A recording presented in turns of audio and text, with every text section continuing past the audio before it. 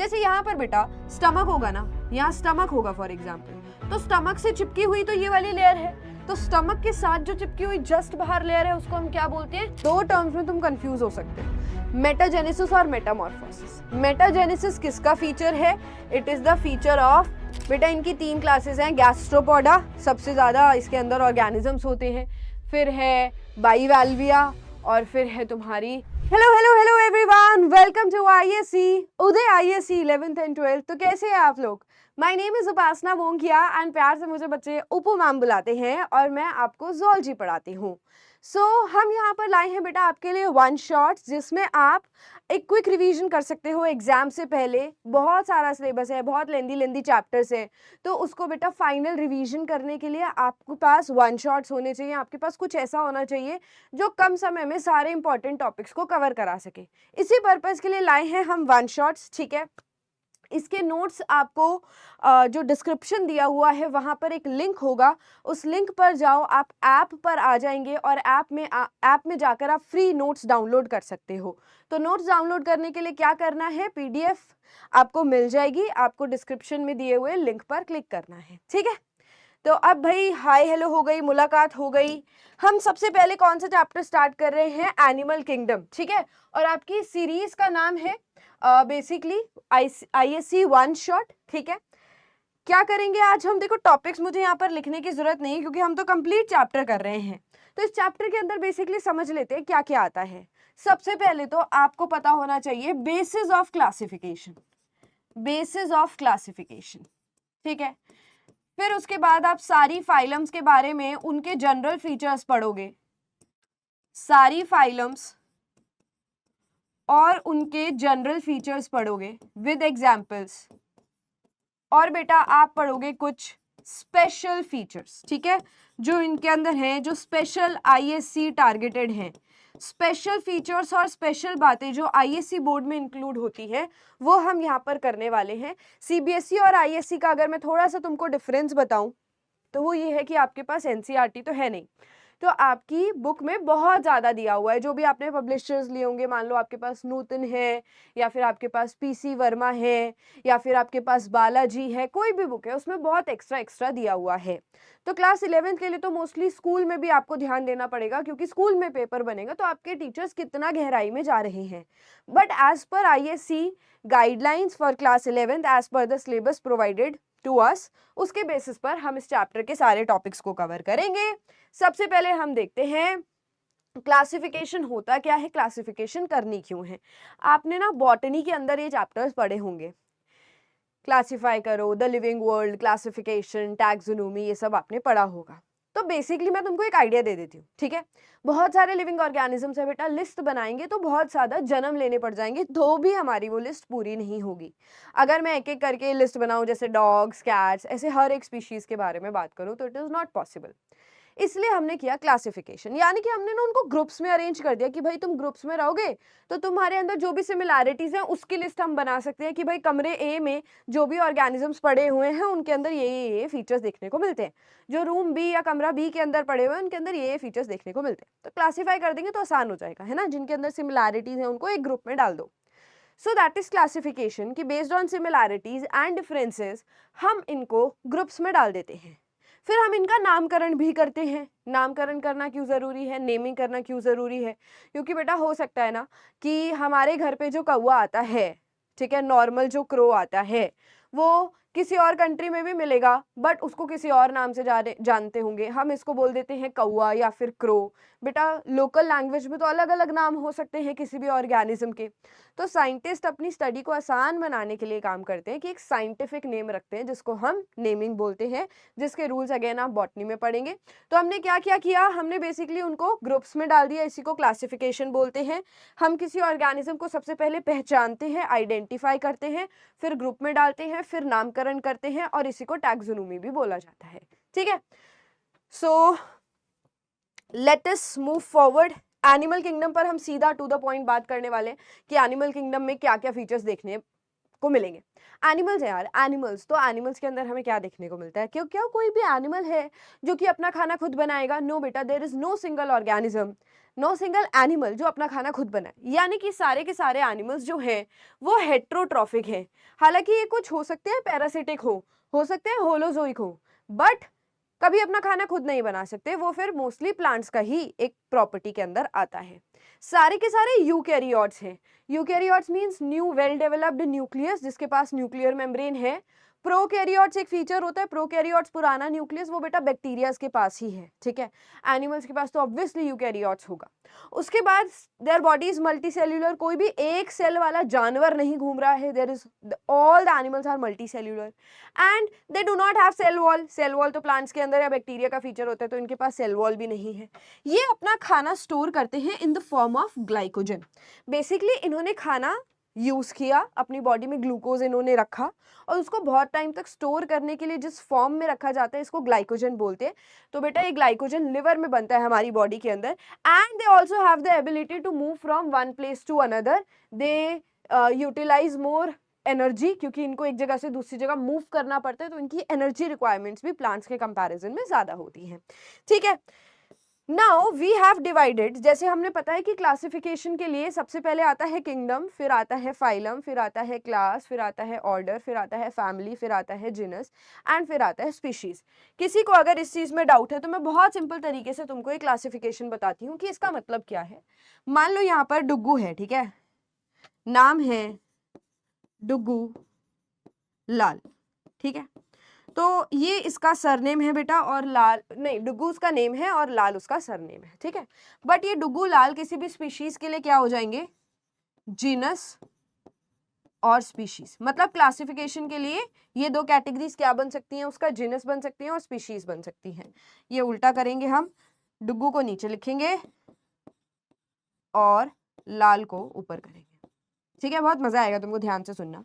जैसे हमारे पास क्लासिफिकेशन में सबसे पहले आता है किंगडम, फिर आता है फाइलम, फिर आता है क्लास, फिर आता है ऑर्डर, फिर आता है फैमिली। ये हमारे पास सीक्वेंस होती है।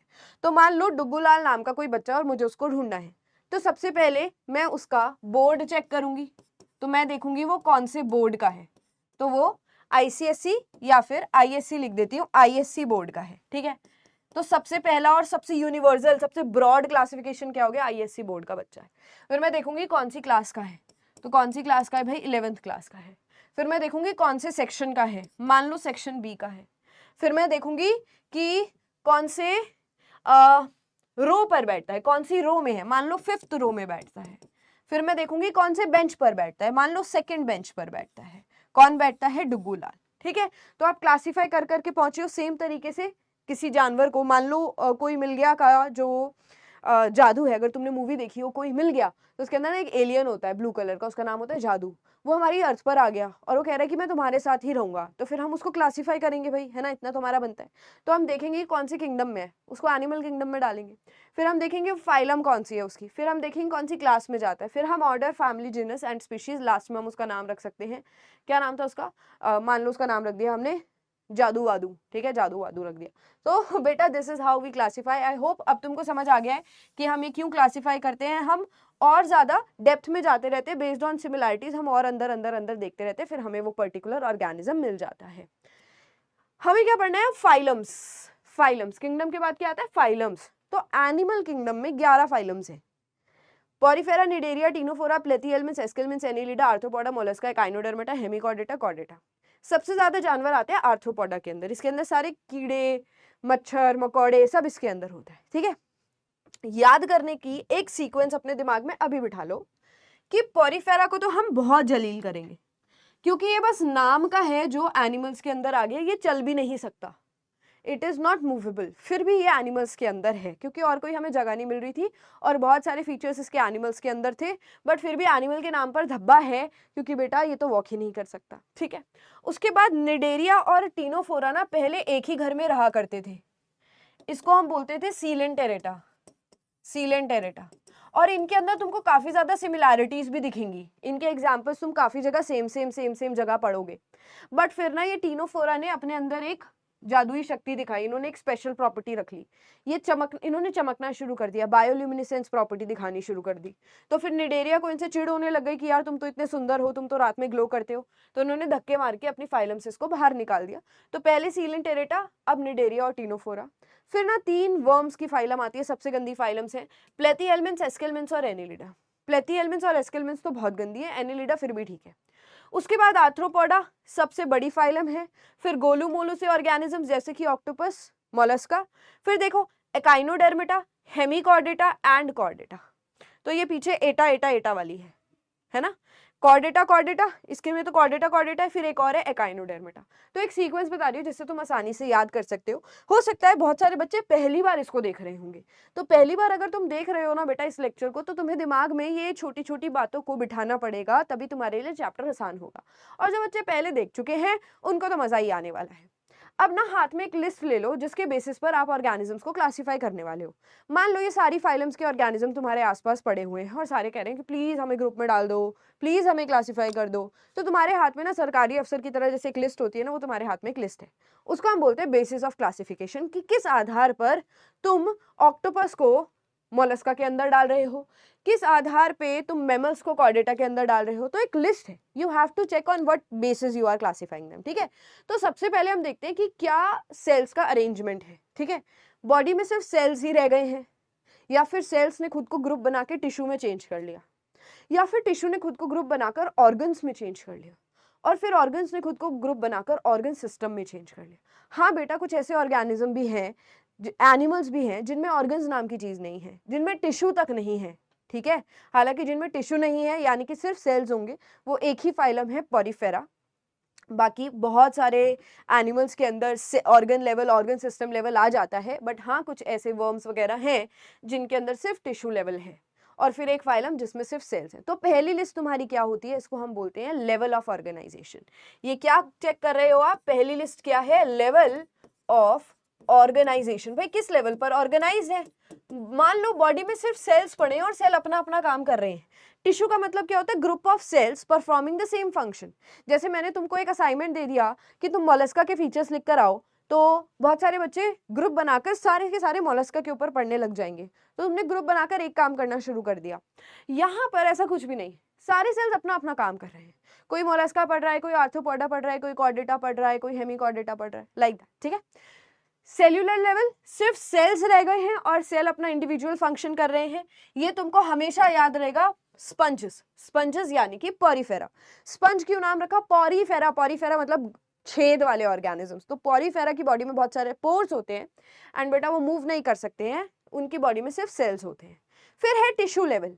टिश्यू मतलब सेल से अब आगे आ चुके हैं। अब टिश्यू लेवल के अंदर देखो, इसके अंदर तुम्हारी वो सेकंड और थर्ड वाली फाइलम आ जाती है जिनमें कलेश हो गया था और बेटा जेलेसी की वजह से अलग कर दिया था। कौन कौन सी है, निडेरिया एंड टीनोफोरा। यहाँ सीलेंटेरेट लिखा है बट बात वही है, निडेरिया एंड टीनोफोरा, ठीक है, इसको हटा दो। निडेरिया एंड टीनोफोर्स, ये इसके एग्जांपल्स हैं। फिर आ जाओ ऑर्गन लेवल की। भाई कोई ऑर्गन्स तो आए, हमारे जितने बड़े बड़े ऑर्गन्स नहीं आ गए कि प्रॉपर हार्ट बन गया है, प्रॉपर किडनी बन गई है, ऐसा कुछ नहीं हुआ है, बट सिंपल ऑर्गन्स का आना शुरू हो गया है। ये तुम्हें एक लौती कीड़े वाली फाइलम में दिखेगा जिसको हम प्लेथीहेल्मिन्थ्स बोलते हैं। और फिर लास्ट में ऑर्गन सिस्टम, यानी कि प्लेथीहेल्मिन्थ्स के बाद सेकंड वाले कीड़े एस्केल्मिन्थ्स टू कॉर्डेट्स, सबके अंदर ऑर्गन सिस्टम लेवल है। So once we have done level of organisation, अब आ जाओ तुम दूसरी लिस्ट पे। तुमने देख लिया, तुमने देखा अरे यार पॉरीफेरा, यार तेरे पास तो सिर्फ और सिर्फ बेटा, तेरे पास तो सिर्फ और सिर्फ सेल्स हैं। चलो चलो साइड हो जाओ, साइड हो जाओ, साइड हो जाओ, तुम ऑर्गन लेवल में हो, सॉरी तुम सेल्यूलर लेवल में हो। फिर तुमने देखा अच्छा यार डुग्गू, डुग्गू तुम्हारी बॉडी में तो यार सारे ऑर्गन्स हैं, चलो चलो तुम ऑर्गन सिस्टम लेवल में हो जाओ। तो इस बेसिस पर तुमने ग्रुप्स में डाल दिया। अब आता है दूसरा तरीका। दूसरी लिस्ट में तुम देखोगे इनकी सिमेट्री क्या है। सिमेट्री में क्या होता है, इमेजिन करो कि बॉडी को हम सेंटर में से काट रहे हैं। जस्ट इमेजिन मी कि तुम मुझे यहाँ से सेंटर में से काट रहे हो, ठीक है, काटना मत, फिर तुमको ज़ूलॉजी कौन पढ़ाएगा, पर तुम ऐसे काटोगे तो लेफ्ट और राइट पार्ट सेम आएंगे। भाई इधर भी एक आंख, इधर भी एक आंख, इधर भी एक हाथ, इधर भी एक हाथ, है ना। So when we cut a body from centre and left and right parts are equal, सिर्फ ये दो पार्ट ही सेम आ रहे हैं, लेफ्ट और राइट। और बेटा बहुत सारे कट्स लगा दोगे बीच में से, मान लो एक ऐसे लगाया, कैसे लगाया, कैसे लगाया, कैसे लगाया, तो सारे पार्ट सेम थोड़ी आएंगे, किसी में हाथ आएगा, किसी में नहीं आएगा। सो ये बाइलेटरल सिमेट्री होती है कि लेफ्ट और राइट सेम आ गया, ठीक है। Bilateral symmetry, there is only one plane, एक प्लेन से काटा है, डिवाइड करा है बॉडी को दो बराबर हाफ्स में। फॉर एग्जाम्पल ये तुमको प्लेथीहेल्मिन्थ से सारे के सारे कॉर्डेटा में देखने को मिलता है, ये सारी फाइलम्स में मोस्टली देखने को मिलता है, मतलब ये सबसे ज्यादा फाइलम्स में देखने को मिलेगा। रेडियल सिमेट्री ना तुम्हारे गोले जैसे ऑर्गेनिजम्स जो है या सिलेंड्रिकल बॉडी जिनकी है उनके अंदर देखने को मिलता है radial symmetry. For example take this pen, ठीक है, अब इस पेन के सेंटर को चूज कर लो और फिर सेंटर में से रेडियस के हिसाब से अलग अलग कट्स लगाओ, तो एक पीस ऐसा, एक पीस ऐसा, एक पीस ऐसा, सारे ऐसे पार्ट्स आ जाएंगे, सारे पार्ट्स एक दूसरे के बराबर होंगे, इसी को रेडियल सिमेट्री बोलते हैं बेटा। ये आपको निडेरिया के अंदर, टीनोफोरा के अंदर देखने को मिलेगी। और एक इसका अलग से एग्जाम्पल है, दैट इज एडल्ट एकाइनोडर्मिटा। एकाइनोडर्मिटा में स्टारफिश आती है, इसकी बॉडी पर कांटे कांटे होते हैं, तो स्टारफिश स्टार शेप की है, कहीं से भी काटो तुमको बराबर के टुकड़े मिल जाएंगे उसके, ठीक है। एसिमेट्री यानी कि कोई शेप ही नहीं है, ठीक है, ऐसा कुछ जानवर सा है, तो यहाँ से काटोगे ना ये सेम आ रहा है, रेडियली काटोगे तो भी सेम नहीं आ रहा, सो this is an example of asymmetry. Asymmetry तुमको किस में देखने को मिलती है?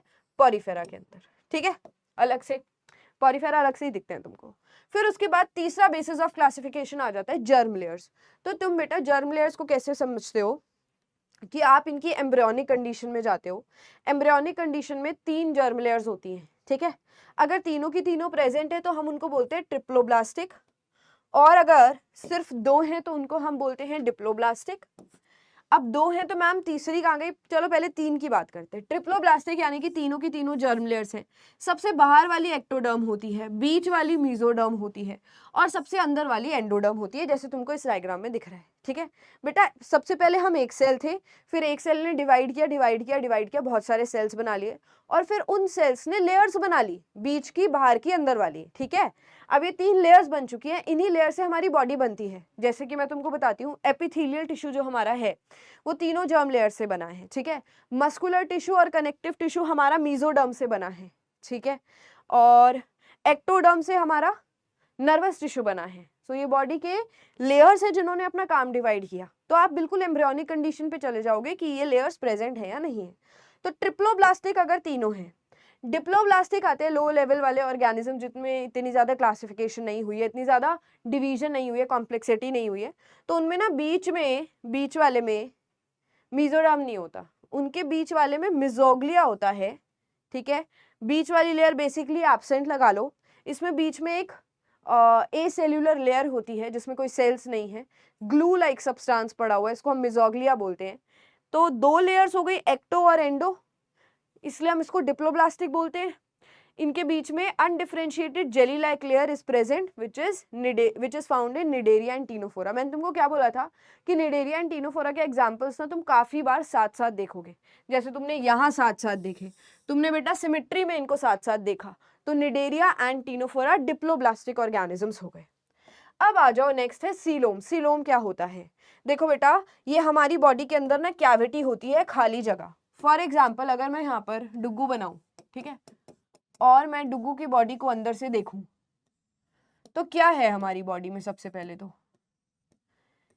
बेटा बीच में यहाँ पर हमारी गट है, गट जिसको मैं सीधा बना रही हूँ फॉर नाउ, ठीक है, this is what gut, food pipe, stomach, है ना, ये सारी चीजें, इसी को हम एलिमेंट्री कैनाल या गट बोलते हैं। तो मैंने इसको स्टमक वमक नहीं बनाया, मैंने सीधा एक पाइप बना दिया है, so this is actually your gut, ठीक है। और ये क्या है बेटा? ये दोनों, ये हमारी बॉडी की वॉल होगी, ये हमारी बॉडी की वॉल है, बाहर वाली अंदर वाली, राइट। अब जो मेसोडर्म लेयर है, मेसोडर्म, वो इसको ऐसे लाइन करके रखती है, ठीक है, ये बाहर वाली मेसोडर्म, ये देखो ये मेसोडर्म ऐसे लाइन करके रख रही है, ठीक है, यहाँ पे भी बेटा मेसोडर्म इसको लाइन करके रखेगी। तो ये मेसोडर्म की लेयर मैं बना रही हूँ। अब तुम देखो मेसोडर्म की ये वाली लेयर और ये वाली लेयर, इसके बीच में क्या है? खाली जगह। इसके बीच में जो खाली जगह है इसी को हम सीलोम बोलते हैं, ठीक है। और इसके अंदर इसकी डेफिनेशन सीलोम या सीलोमिक कैविटी या सीलोमिक फ्लूइड भरा होता है बेटा, यहीं पर हमारे ऑर्गन्स वगैरह पड़े हुए हैं, ठीक है।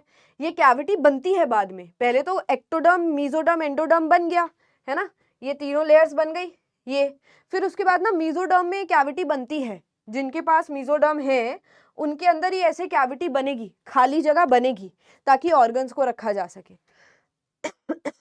अब ये जो बीच वाली कैविटी इसको सीलोम बोलेंगे। सीलोम की ट्रू डेफिनेशन क्या हो जाती है फिर?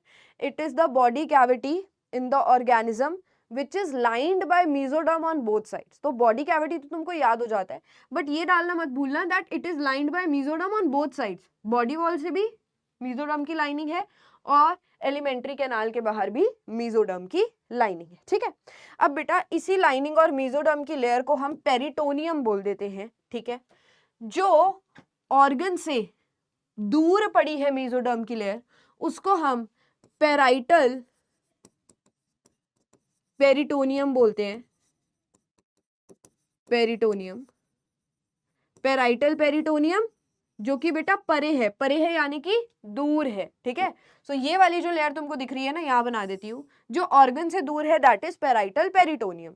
जैसे यहाँ पर बेटा स्टमक होगा ना, यहाँ स्टमक होगा फॉर एग्जाम्पल, तो स्टमक से चिपकी हुई तो ये वाली लेयर है, तो स्टमक के साथ जो चिपकी हुई जस्ट बाहर लेयर है उसको हम क्या बोलते हैं? विसरल। और जो दूर है, दूर, उसको हम क्या बोलते हैं? पेराइटल। जैसे हमारे पंजाबी में ना ऐसे बोलते हैं परे हो जा मतलब दूर हो जा, तो परे से मुझे याद आता है परे पेराइटल मतलब परे हो जा, दूर है ये लेयर, ठीक है। और जो ऑर्गन्स के जस्ट बाहर है उसको हम क्या बोलते हैं बेटा? Visceral peritoneum. Visceral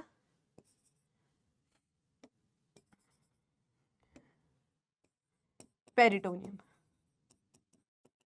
visceral peritoneum. तो ये कोई पेरिटोनियम अलग से कोई लेयर नहीं आई है, peritoneum is the layer of mesoderm only. चलो अब देखो coelom, coelom is the cavity lined by mesoderm on both sides, ठीक है, between body and gut wall, यही देखा हमने। फिर ये है सीलोमेट। सीलोमेट यानी कि जिनकी बॉडी में सीलोम है, देखो बाहर एक्टोडर्म है, ये सबसे अंदर एंडोडर्म है, और ये जो पिंक कलर का दिख रहा है ना तुमको, ये क्या है तुम्हारा? मेसोडर्म। अब ये क्या हो जाएगी? Parietal peritoneum. और ये अंदर वाली जो है, ये अंदर वाली जो है ये हो जाएगी विसरल पेरिटोनियम। समझ गए? और ये बीच में जो खाली जगह है ये है सीलोम। ये आपको सिर्फ और सिर्फ एनिलिडा से कॉर्डेटा में ही देखने को मिलती है। उसके बाद आ जाओ जिनके अंदर ये कैविटी बनी नहीं, ठीक है, एक्टोडर्म है, मेसोडर्म है, एंडोडर्म है, कोई मेसोडर्म के अंदर कोई कैविटी नहीं है, उनको हम एसीलोमेट बोलते हैं। बेटा पॉरीफेरा से लेकर प्लेथीहेल्मिन्थ्स तक यही चलता है। फिर है सियोडो। सियोडो मतलब होता है फॉल्स, झूठा। झूठा सीलोम क्यों है? क्योंकि ना देखो पूरी की पूरी बॉडी कैविटी नहीं बनी है, बॉडी कैविटी कहीं कहीं बनी और मेसोडर्म ने उसको लाइन कर लिया, बट ये फुल डेवलप्ड नहीं है, पाउचेस बन गए हैं मेसोडर्म के, तो इसलिए हम बोलते हैं कि कंप्लीट सीलोम नहीं बना है, झूठा सीलोम, फॉल्स सीलोम बना है। तो इसको हम इसीलिए सियोडोसीलोम बोल देते हैं बेटा। ये सिर्फ और सिर्फ तुमको एक फाइलम में देखने को मिलता है, एस्केलमिन्स के अंदर। तो इसकी एक ट्रिक क्या है? एस्केलमिन्स के नाम में आस्क आ रहा है, आस्क। तो आप आस्क किससे करते हो? आस्क मतलब पूछना। आप लायर यानी कि झूठे से आस्क करते हो। जो तुमको पता है कि झूठ बोल रहा है तो तुम बार बार उससे क्वेश्चंस करते हो, यार तू झूठ बोल रहा है, तो आप आस्क किससे करते हो? झूठे से। आस्क आप किससे करते हो? झूठे से। तो यानी कि सियोडोसीलोम आपको किस में देखने को मिलेगा? एस्केलमिन्स के अंदर। इकलौता एग्जाम्पल है तो आता है, इकलौता एग्जाम्पल है तो पूछा जाता है, ठीक है। अब बेटा हमें ना ट्रू सीलोम की फॉर्मेशन के टाइप्स देखने हैं, ये आईएससी में आता है। जैसे कि जो सीलोम है वो कैसे बना जी, सीलोम जो है उसकी फॉर्मेशन कैसे हुई। तो यहाँ पर एक डायग्राम मैं बनाती हूँ, यही बनाती हूँ, तुमको समझ आ जाएगा। मान लो जैसे ये सेंटर में हमारी गट है, गट, ठीक है। अब मैं इसको बॉडी को काट के ऊपर से देख रही हूँ, ऐसे इमेजिन करना। तो ये मुझे गट दिख रही है, ठीक है। फिर गट के बाहर क्या होगा? यहाँ पर दूसरे कलर से ले लेते हैं, मेसोडर्म ले लेते हैं बेटा। ये आउटर मेसोडर्म यानी कि पेराइटल, और ये हो गई अंदर वाली, ठीक है। और यहाँ बीच में क्या होगा? एंडोडर्म होगा। क्लियर है यहाँ तक? अब ये जो मेसोडर्म के अंदर कैविटी बनेगी, ये सारा मेसोडर्म है बेटा, दिस होल इज मेसोडर्म, ठीक है। अभी कोई कैविटी बनी नहीं है। कैविटी किस तरीके से बन रही है उसके बेसिस पर हमारे पास दो टाइप होते हैं, ठीक है। अगर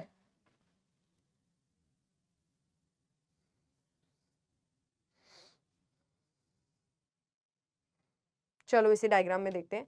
अगर कैविटी तुम्हारी बन रही है मेसोडर्म को, पहले मेसोडर्म के अंदर कैविटी बनी छोटी सी, ठीक है, कुछ ऐसी, और फिर बेटा ये पाउच जो है वो बड़ा होता जा रहा है साइज में, वो साइज में बड़ा होता जा रहा है, ठीक है, ऐसे हुआ, और फिर ये कैविटी बड़ी हो गई लाइक दिस।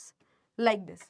तो इसको हम शाइजोसील बोलते हैं, शाइजोसील। ये ना पुराना है एक तरीके से, मतलब पुराना सीलोम फॉर्मेशन जो बहुत ओल्ड टाइप के ऑर्गेनिज्म है। जैसे तुम पॉरीफेरा से कॉर्डेटा में आ रहे हो ना, तो तुमको कॉम्प्लेक्सिटी दिख रही है, तुमको मॉडर्न फीचर्स दिख रहे हैं, तुमको डेवलप्ड फीचर्स दिख रहे हैं पॉरीफेरा से कॉर्डेटा में आते हुए। तो जब भी मैं बोलती हूँ पुरानी फाइलम है, यानी कि स्टार्टिंग की फाइलम्स की बात कर रही हूँ जिसमें इतनी ज्यादा एडवांसमेंट नहीं है, ठीक है। तो शाइजोसील जो है ना, मेसोडर्म लाइनिंग जो है वो develop due to splitting of mesoderms. Mesoderm split हुआ और फैलता गया फैलता गया फैलता गया। ये तुमको एनिलिडा, आर्थ्रोपोडा और मोलस्का के अंदर देखने को मिलता है। इसकी ट्रिक बेटा याद करने की क्या है, आम, ठीक है। आम को बेटा हम छील कर खाते हैं, स्प्लिट करके खाते हैं, तो आम से तुम इसको याद रख सकते हो। फिर है बेटा एंटेरोसील। एंटेरोसील देखो तुमको मॉडर्न मोलस्का के बाद जो आ रही हैं, एकाइनोडर्मिटा, हेमिकॉर्डेटा, कॉर्डेटा, इनके अंदर देखने को मिल रहा है, ठीक है। अब तुम कहोगे मैम ये उसमें क्यों नहीं था, इससे पहले वाली में क्यों नहीं था, इनसे पहले वाली में? बेटा एस्केलमिन्स तक तो सियोडोसीलोम चल रहा था, एनिलिडा से ही आया है। तो एनिलिडा, आर्थ्रोपोडा, जब से सीलोम आपको ट्रू सीलोम देखने को मिला, ट्रू सीलोम को हम यूसीलोम भी बोलते हैं। ट्रू सीलोम इज यूसीलोम, ठीक है। और ट्रू सीलोम जो बन रहा है वो दो तरीके से बन रहा है, एक पुराना तरीका, एक नया तरीका है। अगर मेसोडर्म को स्प्लिट करके बन रहा है तो उसको हम शाइजोसील बोलते हैं, एनिलिडा, आर्थ्रोपोडा और मोलस्का के अंदर। Enterocoel, the mesodermic lining develops from the pouches of archenteron. Archenteron क्या होता है, प्रिमिटिव गट, प्रिमिटिव गट। बेटा ये जो गट है, स्टार्टिंग में जो मैं यहाँ पर एक डायग्राम बना रही थी, ये जो सेंटर में जो गट है बेटा, इस गट से अगर मेसोडर्म की ओरिजिन हो, इस गट से अगर मेसोडर्म की ओरिजिन हो, तब हम उसको एंटेरोसीलोम बोलते हैं। यहाँ पे तो मेसोडर्म ही स्प्लिट हुआ, मेसोडर्म में ही फट गया कुछ और वो मेसोडर्म की कैविटी बड़ी होती गई। बट अगर गट इन्वॉल्व हो जाए, गट अपनी आप को चेंज करे, दैट इज नोन एज एंटेरोसीलोम, ठीक है। अब ये तुमको किस में देखने को मिलता है, एकाइनोडर्मिटा, हेमिकॉर्डेटा एंड कॉर्डेटा। यहाँ पे एक नाम लिखा हुआ है ब्लास्टोपोर। ब्लास्टोपोर क्या होता है बेटा, जब हमारी बॉडी बन रही होती है तो जो सबसे पहला छेद बनता है उसको हम ब्लास्टोपोर बोलते हैं। ब्लास्टोपोर, जो सबसे पहले छेद बनता है ना, उसको हम ब्लास्टोपोर बोलते हैं। एम्ब्रियोनिक कंडीशन में सबसे पहले जो छेद बनता है। वैसे ये जो छेद है माउथ बनता है सबसे पहले, पर कुछ ऑर्गेनिजम्स में सबसे पहला छेद एनस बन जाता है, ठीक है।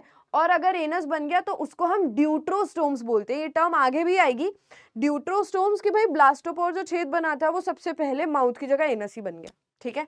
माउथ बाद में, एनस ज्यादा जरूरी है भाई इनके लिए, ठीक है। अब है सेगमेंटेशन की बात। सेगमेंटेशन क्या होता है, बॉडी के अंदर लाइंस लाइंस लाइंस लाइंस अगर फॉर्म हो रही है या नहीं हो रही है। तो क्या तुमको हमारी बॉडी पे कोई लाइंस दिखती है? नहीं, पर हमारी बॉडी में ना अंदर लाइनिंग्स है, दिखेंगी नहीं ऐसे। तुमको अर्थवर्म की बॉडी पर लाइंस दिखती होंगी, उसको सेगमेंट्स बोलते हैं। तो जब भी सेगमेंटेशन की बारी आए तो अपने दिमाग में अर्थवर्म का एग्जाम्पल लेकर आना। और अर्थवर्म जो है वो ट्रू सेगमेंटेशन दिखाता है, अंदर से भी सेगमेंटेड है, टुकड़े टुकड़ों में है, और बाहर से भी सेगमेंटेड है, ठीक है। अच्छा, अर्थवर्म कौन सी फाइलम का है? एनिलिडा फाइलम में आता है। तो एनिलिडा फाइलम का स्पेशल फीचर भी क्या बन जाता है? सेगमेंटेशन बन जाता है बेटा, ठीक है। तो सेगमेंटेशन एक फिनोमिना है जिससे डिवीजन होती है एनिमल्स की बॉडी पर। एंड इससे फायदा क्या होता है कि हम ना उनकी बॉडी के स्पेसिफिक पार्ट्स को लोकेट कर सकते हैं। फॉर एग्जाम्पल जो अर्थवर्म होगा ना, उसकी जो, ये मान लो अर्थवर्म है, इसकी बॉडी पे सेगमेंट्स हैं, ठीक है। इसका 13th 14th सेगमेंट बहुत बड़ा होता है, इसको हम क्लाइटेलम बोलते हैं, और यहाँ पर इसके रिप्रोडक्टिव ऑर्गन्स प्रेजेंट होते हैं। तो सेगमेंटेशन से अपने को हेल्प मिलती है इनकी ऑर्गेनाइजेशन, इनके फीचर्स के बारे में पढ़ने में, ठीक है। मेटामेरिक सेगमेंटेशन, एक्सटर्नल सेगमेंटेशन, बाहर से अंदर की तरफ आ रही है ये, ठीक है। Number of segments remain constant through out life, segments हमेशा सेम रहेंगे। जैसे अर्थवर्म में, अभी मुझे याद नहीं आ रहा, तुम मुझे कमेंट्स में बताना कि टोटल कितने सेगमेंट्स होते हैं, शायद 200 के करीब होते हैं, आई कुड बी रॉन्ग, मुझे याद नहीं आ रहा है कितने होते हैं, तो तुम मुझे बताना, ठीक है। तो उतने ही रहेंगे, जितना बचपन से था उतना ही एडल्ट में भी रहेगा। Segments are physiologically interdependent and these are called as metameres. इन सेगमेंट्स को हम मेटामेयर्स बोलते हैं, ठीक है, मेटामेयर्स इन्हीं सेगमेंट्स को बोलते हैं, but they are physiologically interdependent, यानी कि कोई काम अगर यहाँ हो रहा है तो बेटा हो सकता है उसका फंक्शन यहाँ पर हो, मतलब कोई वर्क यहाँ हो रहा है बट वो वर्क किस लिए हो रहा है, वो वर्क हो सकता है दूसरे वाले सेगमेंट के लिए, हो सकता है वो तीसरे के लिए हो, तो बेटा आना जाना लगा रहता है, ठीक है। तो all the segments are dependent on each other. वहीं पर फॉल्स सेगमेंटेशन, तुमको ये समझ लोगे ना फिर तुमको ये अच्छे से समझ आएगा। फॉल्स सेगमेंटेशन क्या है कि सेगमेंट्स का नंबर चेंज होता रहेगा life time to time. Segments are physiologically independent, segments एक दूसरे पर डिपेंड नहीं करते हैं। जैसे ना मैं तुमको एक एग्जांपल देती हूँ, टेपवर्म होता है, टेपवर्म। टेपवर्म बीमारी करता है बेटा, ठीक है। टेपवर्म हमारे अंदर अलग हो सकता है और कैटल के अंदर अलग हो सकता है। टेपवर्म अद्भुत, ये अलग ही है, ये प्लेथीहेल्मिन्थ्स के अंदर आता है, फ्लैट वर्म्स, ठीक है। और इसको तुम अगर देखोगे तो ये 2 मीटर जितना लंबा हो सकता है और ये अर्थवर्म की कॉपी करने की कोशिश करता है, पर अर्थवर्म इससे बहुत हाई लेवल पर है। ये अर्थवर्म की कॉपी करने की कोशिश करता है, क्या करता है, अपने ऊपर सेगमेंट्स ले आता है। इसकी फाइलम में और किसी के पास ऐसे सेगमेंट्स है नहीं, इसकी फाइलम में सेगमेंट का फीचर नहीं है। ये किसको बिलोंग कर रहा है, देखो एनिलिडा तो फाइलम ही सेगमेंटेशन से जानी जाती है, यहाँ तो तुमको सारे ऑर्गेनिजम्स में मोस्टली सेगमेंटेशन दिखेगा। ये टेपवर्म प्लेथीहेल्मिन्थ्स का है, अनोखा एक्सेप्शन निकलता है कि भाई सेगमेंटेशन लेकर आ गया। और इसके हर सेगमेंट में टेस्टिस और ओवरी है बेटा, हर सेगमेंट में टेस्टिस और ओवरी है। हर सेगमेंट में ये रिप्रोडक्शन करता है, एग्स बनाता है। यहाँ पर नए नए सेगमेंट्स बनाता रहेगा, यहाँ पर इसके पुराने और बूढ़े सेगमेंट्स होते रहेंगे और बॉडी से टूटते रहेंगे। और बेटा जिस बॉडी में इन्फेक्टेड है उसकी बॉडी में के फीसेस में इसके ये फ्रेगमेंट्स आ जाते हैं। फ्रेगमेंट्स में क्या है, इसके अंडे हैं। तो ऐसे ही अपनी लाइफ साइकिल को कंटिन्यू करता है। तो दिस इज फॉल्स सेगमेंटेशन, ठीक है। देखो क्या पढ़ रहे हैं हम, इसी को हम प्रोग्लॉटिड्स बोलते हैं बेटा। इसके इन फॉल्स सेगमेंट्स को हम क्या बोलते हैं, प्रोग्लॉटिड्स। प्लेथीहेल्मिन्थ्स की फाइलम पॉरीफेरा, अच्छा पॉरीफेरा के अंदर भी हो सकता है बट मेन है प्लेथीहेल्मिन्थ्स। और प्लेथीहेल्मिन्थ्स का कौन सा एग्जाम्पल है, टेपवर्म, ठीक है। टेपवर्म, टेपवर्म इसका एग्जाम्पल है, ये तुम छोड़ दो, ठीक है। इसका एग्जाम्पल नहीं पता तो तुमको रट्टा ही मारना पड़ेगा और हम रट्टा नहीं मारेंगे, ठीक है। क्लियर हो गया, चलो अब आ जाओ आगे। फिर है बॉडी प्लान। बॉडी प्लान क्या होता है, वही तुम लिस्ट पे आ जाओ भाई, अपनी फिर से अपनी लिस्ट उठा लो। अब तुम लिस्ट में क्या चेक कर रहे हो, तुम सारे ऑर्गेनिज्म की लाइन बनवाओगे एनिमल्स की और तुम बोलोगे भाई लाइन वाइज तुम मुझे बताओ। तो सबसे पहले तुम देखोगे कि इनकी बॉडी में पोर्स कैसे हैं, ठीक है। जैसे तुम्हारे सामने मान लो आ गया अर्थवर्म आ गया, ठीक है। तो उसकी बॉडी में तुम क्या देखोगे, पोर्स हैं उसकी बॉडी में। पोर्स एज इन हमारी बॉडी में क्या पोर है, एक माउथ है और एक एग्जिट पोर है जिसको हम एनस बोलते हैं। तो मान लो तुम्हारे सामने डुग्गू आ गया, तो तुम उसकी बॉडी में देखोगे अच्छा यार एक माउथ है, ठीक है, एक माउथ है और फिर एलिमेंट्री कैनाल पूरी जा रही है और फिर एक एनस है। पूरा का पूरा कंप्लीट डाइजेस्टिव सिस्टम है हमारे पास, है ना बेटा। जिनके अंदर ऐसा कुछ प्रेजेंट होगा उसको हम ट्यूब विद इन ट्यूब बोलते हैं, ठीक है। ट्यूब के अंदर ट्यूब है, ट्यूब बाहर वाली बॉडी वॉल है, अंदर वाली गट को रिप्रेजेंट कर रही है, ठीक है। ये एक वन ओपनिंग हो गई, इसको हम माउथ बोलेंगे और जो एग्जिट के लिए उसको हम एनस बोलेंगे, ठीक है। तो ये तो हो गया तुम्हारा ट्यूब विद इन ट्यूब।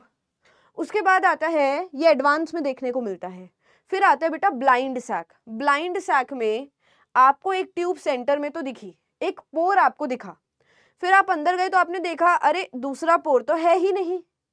इसी को हम ब्लाइंड सैक बोलते हैं। ब्लाइंड मतलब अंधा, सैक मतलब बोरी। तो अंदर जो बोरी है वहां पे कोई और दूसरा छेद है ही नहीं, यही माउथ है, यही एनस है, दोनों काम यहीं से हो रहे हैं। ये निडेरिया, टीनोफोरा और प्लेथीहेल्मिन्थ्स में देखने को मिलता है, ठीक है। हाँ बिल्कुल जो तुम सोच रहे हो मैम यहीं से खाना अंदर, यहीं से बाहर, हाँ बेटा इतनी गंदगी मची हुई है इनके अंदर, निडेरिया, टीनोफोरा और प्लेथीहेल्मिन्थ्स में देखने को मिलता है। फिर प्लेथीहेल्मिन्थ्स के बाद tube within tube start हो जाता है। सेल एग्रीगेट्स वही ये अनोखे आ जाते हैं। पॉरीफेरा को मतलब बिल्कुल यूनिक हट के काम करने का शौक है, तो पॉरीफेरा सेल एग्रीगेट्स लेकर बैठे, यानी कि सिर्फ सेल्स है जी। कोई पोर तब बनेगा ना यहाँ पर जब टिश्यू बन गया या ऑर्गन्स बन गए, वहां पे कुछ नहीं है, वो सिर्फ सेल्स लेकर बैठा हुआ है, ठीक है। बेसिस ऑफ क्लासिफिकेशन में फिर एक सर्कुलेटरी सिस्टम तुम देखोगे, लिस्ट बनाओगे, है ना। सर्कुलेटरी सिस्टम में क्या आएगा, सर्कुलेटरी सिस्टम में तुम देखोगे ओपन है या क्लोज्ड है। तो अगर ओपन सर्कुलेटरी सिस्टम में क्या होता है, हार्ट होता है, आर्टरीज और वेन्स होती हैं, पर कैपिलरीज नहीं होती। कैपिलरीज नहीं है तो आर्टरीज और वेन्स अपना ब्लड एक जगह छोड़कर चली जाती है। तो मस्त यहाँ पर जो सेल्स है ना बॉडी के, वो ब्लड में नहाते हैं, ठीक है, मस्त ऐसे खाली जगह मिलती है उनको और यहाँ चिल करते हैं, पूल पार्टी करते हैं। इस ओपन स्पेस को बेटा साइनसेस या फिर लैक्यूना बोलते हैं। ब्लड कैपिलरीज नहीं है। एग्जाम्पल कौन कौन से हैं इसके? सारे आर्थ्रोपोड्स, सारे कीड़े मकोड़े चिल कर रहे हैं, पार्टी कर रहे हैं, ठीक है। उसके बाद सारे मोलस्का, इनके अंदर भी ऐसा है। सारे हेमिकॉर्डेटा, इनके अंदर भी ऐसा है। एनिलिडा के अंदर वैसे क्लोज्ड सर्कुलेटरी सिस्टम है, पर लीच कहती है कि यार मेरे को भी चिल करना है, तो लीच भी आ जाती है यहाँ ओपन सर्कुलेटरी सिस्टम में एग्जाम्पल बन के, ठीक है। क्लोज्ड सर्कुलेटरी सिस्टम, हार्ट है, प्रॉपर हार्ट होगा, ब्लड कैपिलरीज है। एग्जाम्पल क्या है इसका? एनिलिडा, ठीक है, एनिलिडा। एंड फर्स्ट फाइलम आती है, अभी एक ट्रिक बताऊंगी तुमको, एनिलिडा, कॉर्डेटा, ठीक है। और जो सिफेलोकॉर्डेट्स, मोलस्का, मोलस्का की एक क्लास होती है cephalochordates. Cephalochordates are very intelligent. Cephalochordates आ जाते हैं बेटा एक्सेप्शन क्लोज सर्कुलेटरी सिस्टम में। अब मैं तुमको इसकी ट्रिक बताती हूँ याद करने की। एसी हम रूम क्लोज करके चलाते हैं, रूम क्लोज्ड है ना। तो ए से क्या याद रखोगे? Annelida, Annelida. और सी से क्या याद रखोगे? कॉर्डेटा।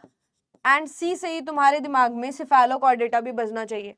अब देखो एनिलिडा में तुमको एक खास बात और क्या बता रही थी, सबसे पहले सर्कुलेटरी सिस्टम एनिलिडा से आना शुरू होता है प्रॉपर, और सबसे पहले आया फाइलम्स में, एनिलिडा में आया सबसे पहले, और आया भी तो सीधा क्लोज्ड।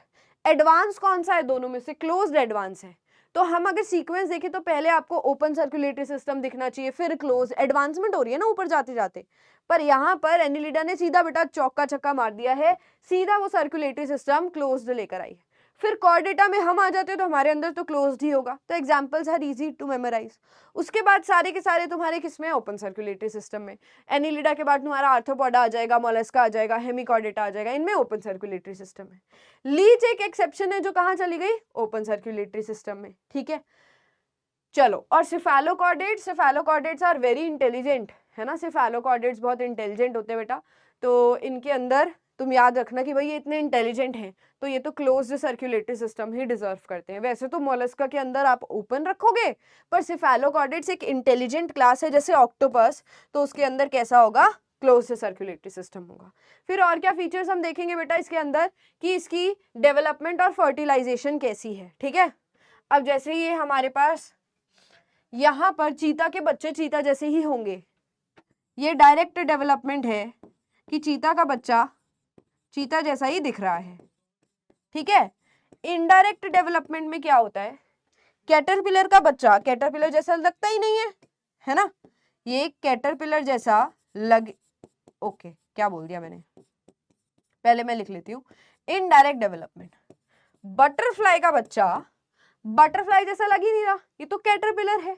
क्या इसको देख के हम बता सकते हैं कि बड़े होकर ये बटरफ्लाई बनेगा? किसी को अगर ना पता हो, किसी को ये नॉलेज ना हो बेटा, तो उसको ये लाइफ साइकिल नहीं देखने को मिलेगी, है ना। वो इसको देखेगा और कहेगा यार ये तो कोई कीड़ा है, उसको नहीं पता कि यहाँ बटरफ्लाई में चेंज होने वाला है। So when adults do not match from their larva, the features, the morphology does not match, that is indirect development। बेटा indirect development है तो हमेशा याद रखना लावा बनेगा, लार्वा फॉर्म होगा, और जो लावा बनेगा that does not match the adult, इसी को हम मेटामॉर्फोसिस बोलते हैं। वेरी इंपॉर्टेंट, क्या बोलते हैं? Metamorphosis. It is the property of some organisms where they have life cycles and the larva does not match the adult, ठीक है। आगे आ जाओ। नेक्स्ट इज डेवलपमेंट हमने कर ली। फर्टिलाइजेशन, फर्टिलाइजेशन दो तरीके से हो सकती है। फर्टिलाइजेशन बेटा होता क्या है? सेक्सुअल रिप्रोडक्शन जब हो रही है तो मेल स्पर्म बनाते हैं और फीमेल एग बनाती है। मेल और फीमेल के एग मतलब गैमीट्स का फ्यूजन होता है, यानी कि स्पर्म और एग का फ्यूजन होता है, जाइगोट बनता है और जाइगोट से बच्चा बनता है, ठीक है। अब ये फर्टिलाइजेशन कहाँ हो रहा है? अगर ये फर्टिलाइजेशन फीमेल की बॉडी के अंदर हो रहा है तो उसको हम इंटरनल फर्टिलाइजेशन बोलेंगे, ठीक है। एक्सटर्नल फर्टिलाइजेशन क्या होता है कि मेल और फीमेल दोनों ने अपने गैमीट्स बॉडी से बाहर ले कर दिए हैं। अब चांसेस की बात है कि एग और स्पर्म का फ्यूजन होगा या नहीं होगा। अब क्योंकि बेटा बाहर रिलीज कर देते हैं, जैसे एक्वेटिक ऑर्गेनिजम्स में बहुत होता है, ये मछलियों के अंदर बहुत होता है, ठीक है। तो मेल और फीमेल फिश जो दोनों अपनी बॉडी से स्पर्म और एग रिलीज कर देते हैं एंड पानी में इनका मिलन होगा, बहुत ज़्यादा अमाउंट में रिलीज करते हैं। Frog is also an example, जैसे in case of humans 1 egg is formed in 1 month, but when I talk about frogs, तो जो मेंढकी है वो एक टाइम में 2500 से 3000 अंडे देती है, और इतने बच्चे नहीं होंगे उसके एक बार में, क्योंकि बेटा स्पर्म्स जो हैं वी डोंट नो ना कि कितने स्पर्म के चांसेस हैं जो एग्स के साथ फ्यूज कर जाएंगे। अच्छा, फ्यूजन होता है ना, उसके बाद फिर ये डिनर और लंच भी बन जाते हैं दूसरे ऑर्गेनिजम्स का, तो इसलिए बहुत ज़्यादा अमाउंट में एग्स और स्पर्म्स रिलीज होते हैं। यहाँ से क्वेश्चन बन सकता है कि why in external fertilisation large number of gametes are formed, because there are very less chances of fertilization, and even after fertilization there are chances that they might die or may not complete their life. So that is why large number of gametes are produced in external fertilization. Internal fertilization comparatively safe होता है, ठीक है। फिर है हमारे पास last चीज, that is presence of notochord. Notochord एक ऐसा फीचर है जिसने बेटा सब कुछ बदल दिया, सारा माहौल बदल दिया। 11 में से स्टार्टिंग की 10 फाइलम में नोटोकॉर्ड है ही नहीं, तो जिनमें नोटोकॉर्ड है उनका हमने एक अलग से फीचर बनाया, एक अलग से फाइलम बनाई, फाइलम कॉर्डेट, फाइलम कॉर्डेटा। तो जो फाइलम कॉर्डेटा है ना, उसके अंदर तुमको नोटोकॉर्ड देखने को मिलता है। वेरी इंपॉर्टेंट पॉइंट, ये जो डायग्राम है ये कॉर्डेट के एम्ब्रियो का है। बेसिकली जितने भी कॉर्डेट्स हैं उनके एम्ब्रियो के अंदर ये वाले फीचर्स देखने को मिलते हैं। कौन कौन से फीचर्स हैं तुम लोग नोट्स में लिख चुके होगे या फिर नहीं लिख चुके होगे तो यहाँ से अभी लिख लो। एक तो होता है बेटा नोटोकॉर्ड जो, और एक होता है नर्व कॉर्ड। सबसे बाहर क्या होगा, बेसिकली सबसे बाहर होगा नर्व कॉर्ड, ठीक है। फिर नर्व कॉर्ड के अंदर क्या होगा, नोटोकॉर्ड, फर्स्ट सेकेंड। फिर पीछे की तरफ क्या होगी, पोस्ट यानी कि पीछे, एनल टेल, ठीक है, पोस्ट एनल पार्ट, ठीक है। ये टेल फॉर्म करती है ऑर्गेनिजम्स के अंदर, जिनके पास पूंछ है यहाँ से पूंछ बनेगी। फिर एक और चीज होती है that is pharyngeal gill slits. Gill मतलब, गिल्स एक रेस्पिरेटरी ऑर्गन होता है जो पानी में रहने वाले जानवरों के अंदर होता है, जैसे मछली वगैरह के पास, ठीक है। स्लिट्स क्या होता है बेटा, कट्स, है ना। जैसे मैं तुमको आगे मछली के अंदर डायग्राम दिखाऊंगी, शार्क को अगर तुमने कभी ध्यान से देखा हो तो उसके यहाँ पर ऐसे कट्स होते हैं। तो बेसिकली ये एरिया जो होता है, फेरिंग्स बोलते हैं इसको, जहाँ से खाना और एयर दोनों जा रही है, तो फेरिंग्स। गिल स्लिट्स मतलब गिल्स के कट्स, ठीक है। तो ये कॉर्डेटा की कैरेक्टरिस्टिक्स हैं जो आपको उसके एम्ब्रियो में देखने को मिलते हैं। 1 2 3 4 कैरेक्टर्स आर देयर। नोटोकॉर्ड का काम क्या है, नोटोकॉर्ड आगे जाकर वर्टिब्रल कॉलम से रिप्लेस हो जाता है। अभी तुम इतना समझो कि नोटोकॉर्ड होता है किसके अंदर, कॉर्डेटा के अंदर, ठीक है। फिर जब हम कॉर्डेटा पढ़ेंगे फिर मैं तुमको नोटोकॉर्ड के बारे में और अच्छे से बताऊंगी। सबसे पहली फाइलम को देखकर क्या समझ आ रहा है, पॉरीफेरा, यानी कि बेटा इसकी बॉडी के अंदर क्या है, पोर्स हैं बहुत सारे, तो इसलिए हमने नाम क्या रख दिया, पॉरीफेरा, ठीक है।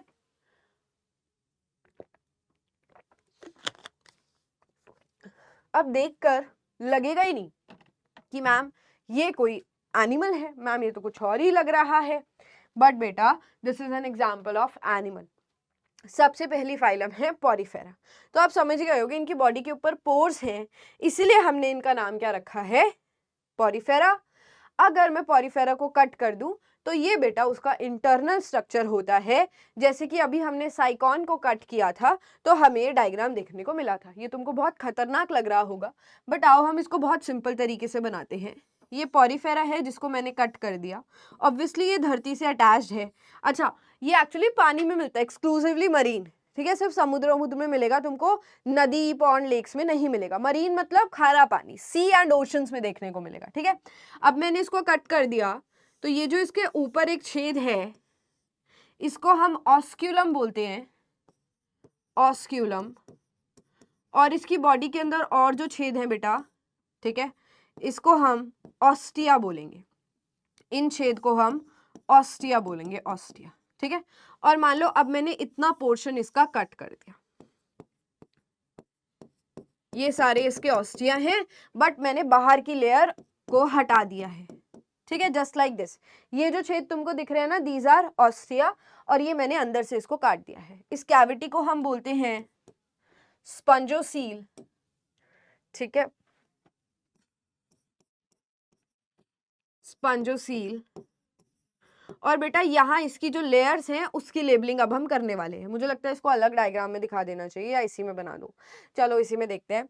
सबसे बाहर वाली लेयर को हम बोलते हैं पिनाकोडर्म। जब हमने इसको कट कर दिया तो सबसे बाहर वाली लेयर जो तुमको दिख रही होगी ना, दैट इज एक्चुअली पिनाकोडर्म। डर्म मतलब स्किन, पिनाको क्योंकि इसके अंदर एक स्पेशल तरीके के सेल्स होते हैं जिनको हम पिनाकोडर्म, और पिनाकोडर्म के अंदर जो सेल्स होते हैं उनको हम पिनाकोसाइट्स बोलते हैं, पिनाकोसाइट्स, ठीक है। ये आपकी आउटर मोस्ट लेयर हो गई पिनाकोडर्म। पिनाकोडर्म से अंदर आओ, पिनाकोडर्म के अंदर तुमको एक ऐसे जेली जैसी लेयर दिखेगी बेटा, जेली जैसी लेयर, जिसको हम मीजोहाइल बोलते हैं।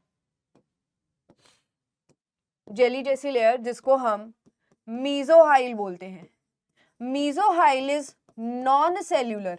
बेटा इसमें कोई सेल्स नहीं प्रेजेंट होते खुद के, मतलब मीजोहाइल खुद एसेल्यूलर है, बट आसपास की जो लेयर्स हैं जैसे पिनाकोडर्म है, इसके अंदर एक और लेयर होगी गैस्ट्रोडर्म, उसने इसके अंदर ना बहुत सारे सेल्स भर दिए, उसने इसके अंदर बहुत सारे सेल्स भर दिए अलग अलग तरीके के। कौन से अलग अलग तरीके के?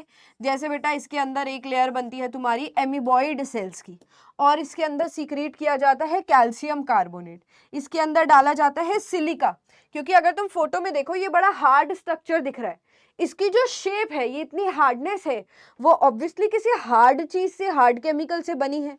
तो ये जो मीजोहाइल है ना, इसी मीजोहाइल के अंदर calcium carbonate, spicules, spongin fibres, ठीक है, ये सारी चीजें पड़ी हुई होती है। अगर तुमको ध्यान से दिख रहा हो, ये देखो ये डायग्राम, ये वाई शेप्ड के, एक्स शेप्ड के जो स्ट्रक्चर्स दिख रहे हैं, और ये अमीबोसाइट्स, ये बेटा सेल्स इसके अंदर प्रेजेंट होते हैं। तो मीजोहाइल के अंदर क्या क्या है? अमीबोसाइट्स, कैल्शियम कार्बोनेट, ठीक है, और सिलिका, और सिलिका, ये इसके अंदर की लेयर्स है, ये अंदर के सेल्स हैं जो इसके अंदर प्रेजेंट होते हैं, ठीक है। अब इसके बाहर और क्या होगा? सबसे अंदर वाली लेयर होगी जिसको हम बोलते हैं यहाँ पर गैस्ट्रोडर्म, ठीक है। क्या बोलेंगे सबसे अंदर वाली लेयर को? गैस्ट्रोडर्म बोलेंगे, गैस्ट्रोडर्म। अब इसके अंदर क्या होता है? इसके अंदर स्पेशल तरीके के सेल्स होते हैं। यहाँ सिर्फ मैं लेबलिंग कर रही हूँ, सिर्फ लेबलिंग कर रही हूँ। इस लेयर को क्या बोलते हैं? गैस्ट्रोडर्म। तुम अगर ये पहली बार बना रहे हो, देखो अगर तुम बैच में से हो तो तुमको सब अपने नोट्स लेकर बैठने हैं, और तुमको सब दिख रहा होगा कि ये हम सब क्लास में बना चुके हैं, ठीक है, बहुत अच्छे से डिटेल में बना चुके हैं। बट अगर पहली बार अगर आप नोट्स बना रहे हो, पहली बार चैनल पे आए हो, तो बेटा आप ये बड़े से स्पेस में डायग्राम्स बनाना, ठीक है, और जो जो मैं बोल रही हूँ वो साथ साथ लिखते जाना। गैस्ट्रोडर्म के अंदर एक स्पेशल तरीके के सेल्स होते हैं जिनको हम कॉलर सेल्स या कोआनोसाइट्स बोलते हैं बेटा, ठीक है। इनके पास ये क्या है? इस तरीके से कॉलर सेल्स होंगे। इनके पास एक फ्लैजिला होता है, फ्लैजिला, जो कि ऐसे ऐसे मूवमेंट करके चीजों को अंदर बाहर मूव कराएगा, ठीक है। एंड दिस इज माइक्रोविलाई, ठीक है। तो माइक्रोविलाई और फ्लैजिला दोनों मिलके मूवमेंट कराने में हेल्प करती है। अब मूवमेंट क्यों कराना है मैम? बेसिकली बेटा ये जो छेद है ना इनकी बॉडी में, यहां से बाहर से अंदर पानी आएगा with the help of ostia, फिर वो पानी अंदर स्पंजोसील में ट्रैप हो जाएगा, वो पानी बाहर फेंकना है। तो जैसे हम वाइपर से पानी को बाहर फेंकते हैं ना, ऐसे वाइपर से पानी बाहर फेंका जाएगा, एंड ये जो बाहर भेजने वाली चीज है वो ये फ्लैजिला करता है इन सेल्स की हेल्प से, जिनको हम कोआनोसाइट्स या फिर कॉलर सेल्स बोलते हैं, या फिर कॉलर सेल्स बोलते हैं। And they are helping in food taking, food capturing में हेल्प कर रहा है बेटा। ये खाने को पुश करते हैं, वेस्ट क्या होता है, वेस्ट रिमूव करना, एक्सक्रीशन, बेटा वेस्ट भी यही पानी से ही जा रहे हैं तो एक्सक्रीशन में भी यही हेल्प करते हैं। गैसेस चाहिए सेल को, ऑक्सीजन लेना है तो वो भी डिजोल्व्ड ऑक्सीजन पानी से ही लेंगे, वो भी यही सेल्स लेंगे। तो यहाँ पर कोएनोसाइट्स के मल्टीपल फंक्शंस हो जाते हैं। क्या क्या फंक्शन हो जाते हैं, एक्सक्रीशन कर रहा है यानी कि बॉडी की गंदगी इसी से बाहर जा रही है, ठीक है, रेस्पिरेशन कर रहा है, यही कर रहा है काम, ठीक है, सर्कुलेशन भी यही कर रहा है, ठीक है। So these are special cells, choanocytes और कॉलर सेल्स। चलो इतना ही आएगा इसके बारे में। अब हम इसके बेसिक कैरेक्टर्स देखते हैं। पहले जनरल फीचर्स, कहाँ मिलता है भाई, बिल्कुल पानी में तुमको मिलेगा, aquatic, exclusively marine. Cellular level organisation है, सिर्फ इसमें दिखती है। सेल्यूलर एग्रीगेट्स, बॉडी प्लान सिर्फ इसमें दिखता है, कोई जर्म लेयर इसके अंदर नहीं होती है। रेडियली सिमेट्रिकल, बेटा कुछ रेडियली सिमेट्रिकल हो सकते हैं बट एक्चुअली मोस्टली ये एसिमेट्रिकल है बेटा, कोई सिमेट्री इसमें नहीं है, इनमें कोई सिमेट्री देखने को नहीं मिलती मोस्टली ऑर्गेनिजम्स में, ठीक है। अब ये एसिलोमेट, कोई सिलोम नहीं है, सेगमेंटेशन इनके अंदर नहीं है। डाइजेशन भी कोएनोसाइट्स करते हैं, ठीक है। रेस्पिरेशन किससे हो रहा है, वाटर कैनाल सिस्टम, यानी कि ऑस्टिया से पानी अंदर आया, जो छोटे छोटे छेद हैं, फिर वो बीच वाली कैविटी में गए जिसको हम स्पंजोसील बोलते हैं, और फिर वो बाहर मेन छेद से निकल गया जिसको हम ऑस्क्यूलम बोलते हैं। सर्कुलेशन भी यही होगा, ठीक है। एसेक्सुअल रिप्रोडक्शन करता है बडिंग या जेम्यूल से बेटा, एंड फर्टिलाइजेशन इंटरनल है, डेवलपमेंट इनके अंदर इनडायरेक्ट है, और इनके लावा का नाम क्या है, पेरेनकाइमिला लावा, इनके लावा का नाम है पेरेनकाइमिला लावा।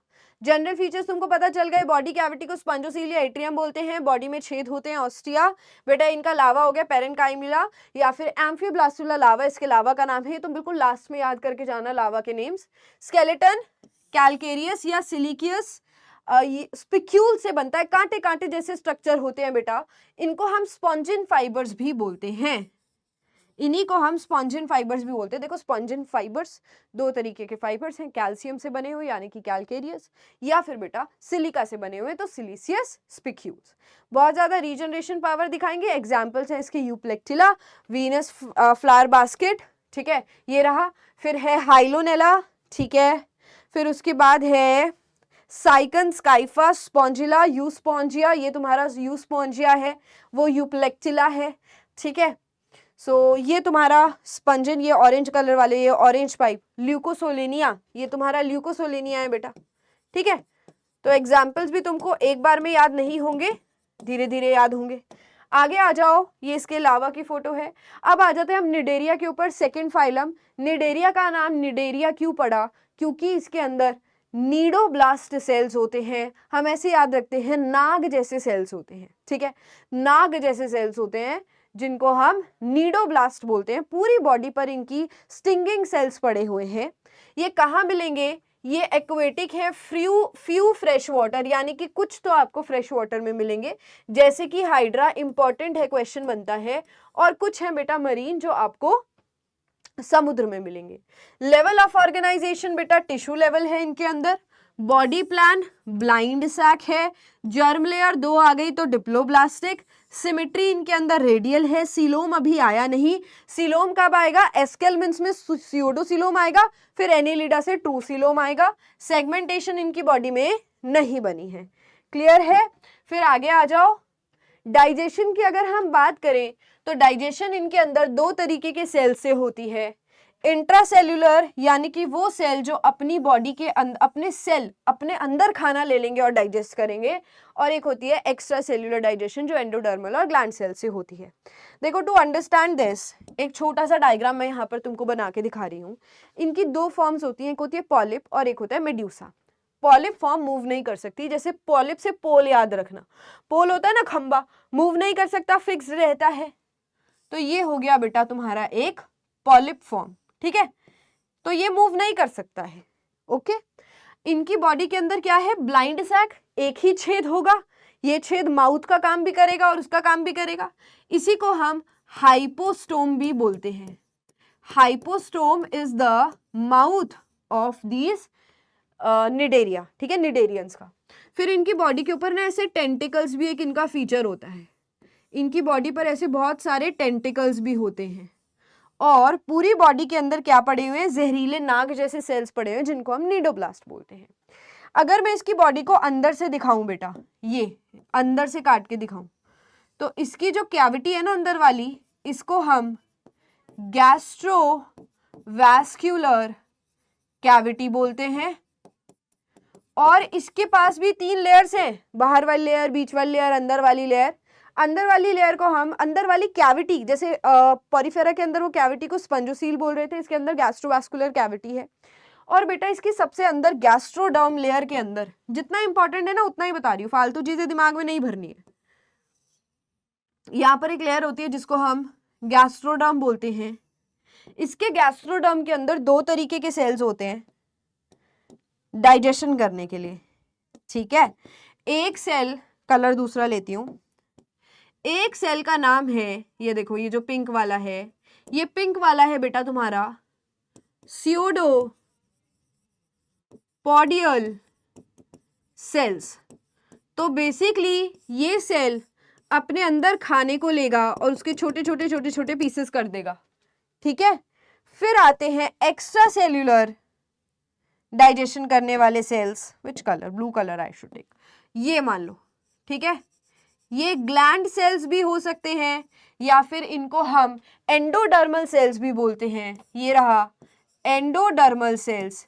इनका काम पता है क्या है, ये अपनी बॉडी से बाहर केमिकल सिक्रीट कर देगा और जो आधा डाइजेस्टेड खाना है वो ब्रेक हो जाएगा, ठीक है। सो एंडोडर्मल और स्यूडोपोडियल सेल्स दोनों मिलकर काम करते हैं और डाइजेशन में हेल्प करते हैं। रेस्पिरेशन ये बॉडी सरफेस से ही करेंगे। ऑल्सो इनकी पूरी बॉडी के ऊपर नीडोब्लास्ट सेल्स होते हैं, नीडोब्लास्ट नाक जैसे सेल्स जो जहरीले हैं। रेस्पिरेशन, सर्कुलेशन और एक्सक्रीशन तीनों फीचर बॉडी सरफेस से किए जाते हैं। नर्वस सिस्टम की अगर हम बात करें बेटा, बहुत ही छोटे ऑर्गेनिजम्स हैं, है ना, बहुत पहले, मतलब बहुत पिछड़े ऑर्गेनिजम्स हैं, तो इनके अंदर नर्वस सिस्टम की जगह सिर्फ और सिर्फ कुछ न्यूरॉन्स आ जाएंगे और प्लेक्सस मतलब उनका जाल होगा, यानी कि न्यूरॉन्स का कुछ जाल होगा, कोई ब्रेन, स्पाइनल कॉर्ड कुछ नहीं बनता इनके अंदर। रिप्रोडक्शन दोनों एसेक्सुअल और सेक्सुअल मेथड से कर रहे हैं। फर्टिलाइजेशन आइदर एक्सटर्नल और इंटरनल, ठीक है। डेवलपमेंट इनडायरेक्ट होती है और लार्वा का नाम है planula larva.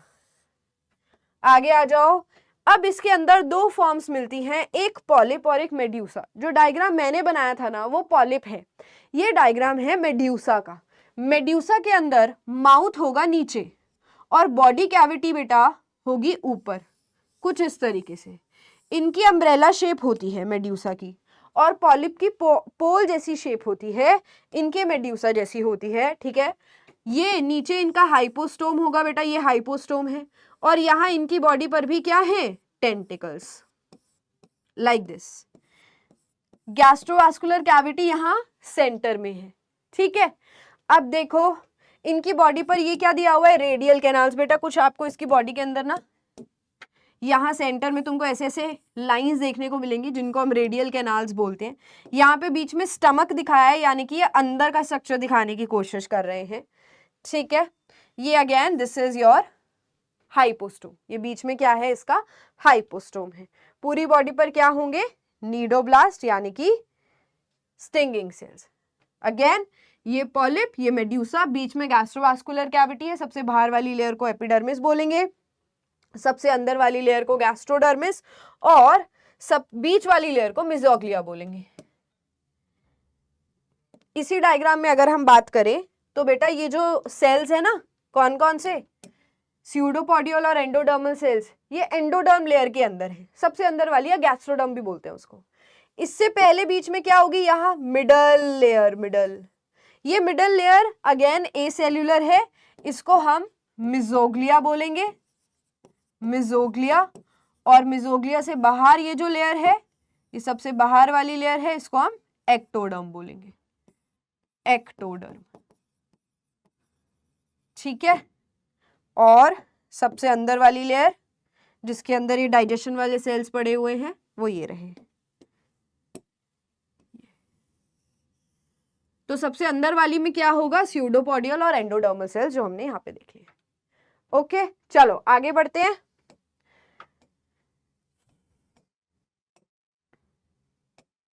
Now I will show you how their tentacles work, ठीक है।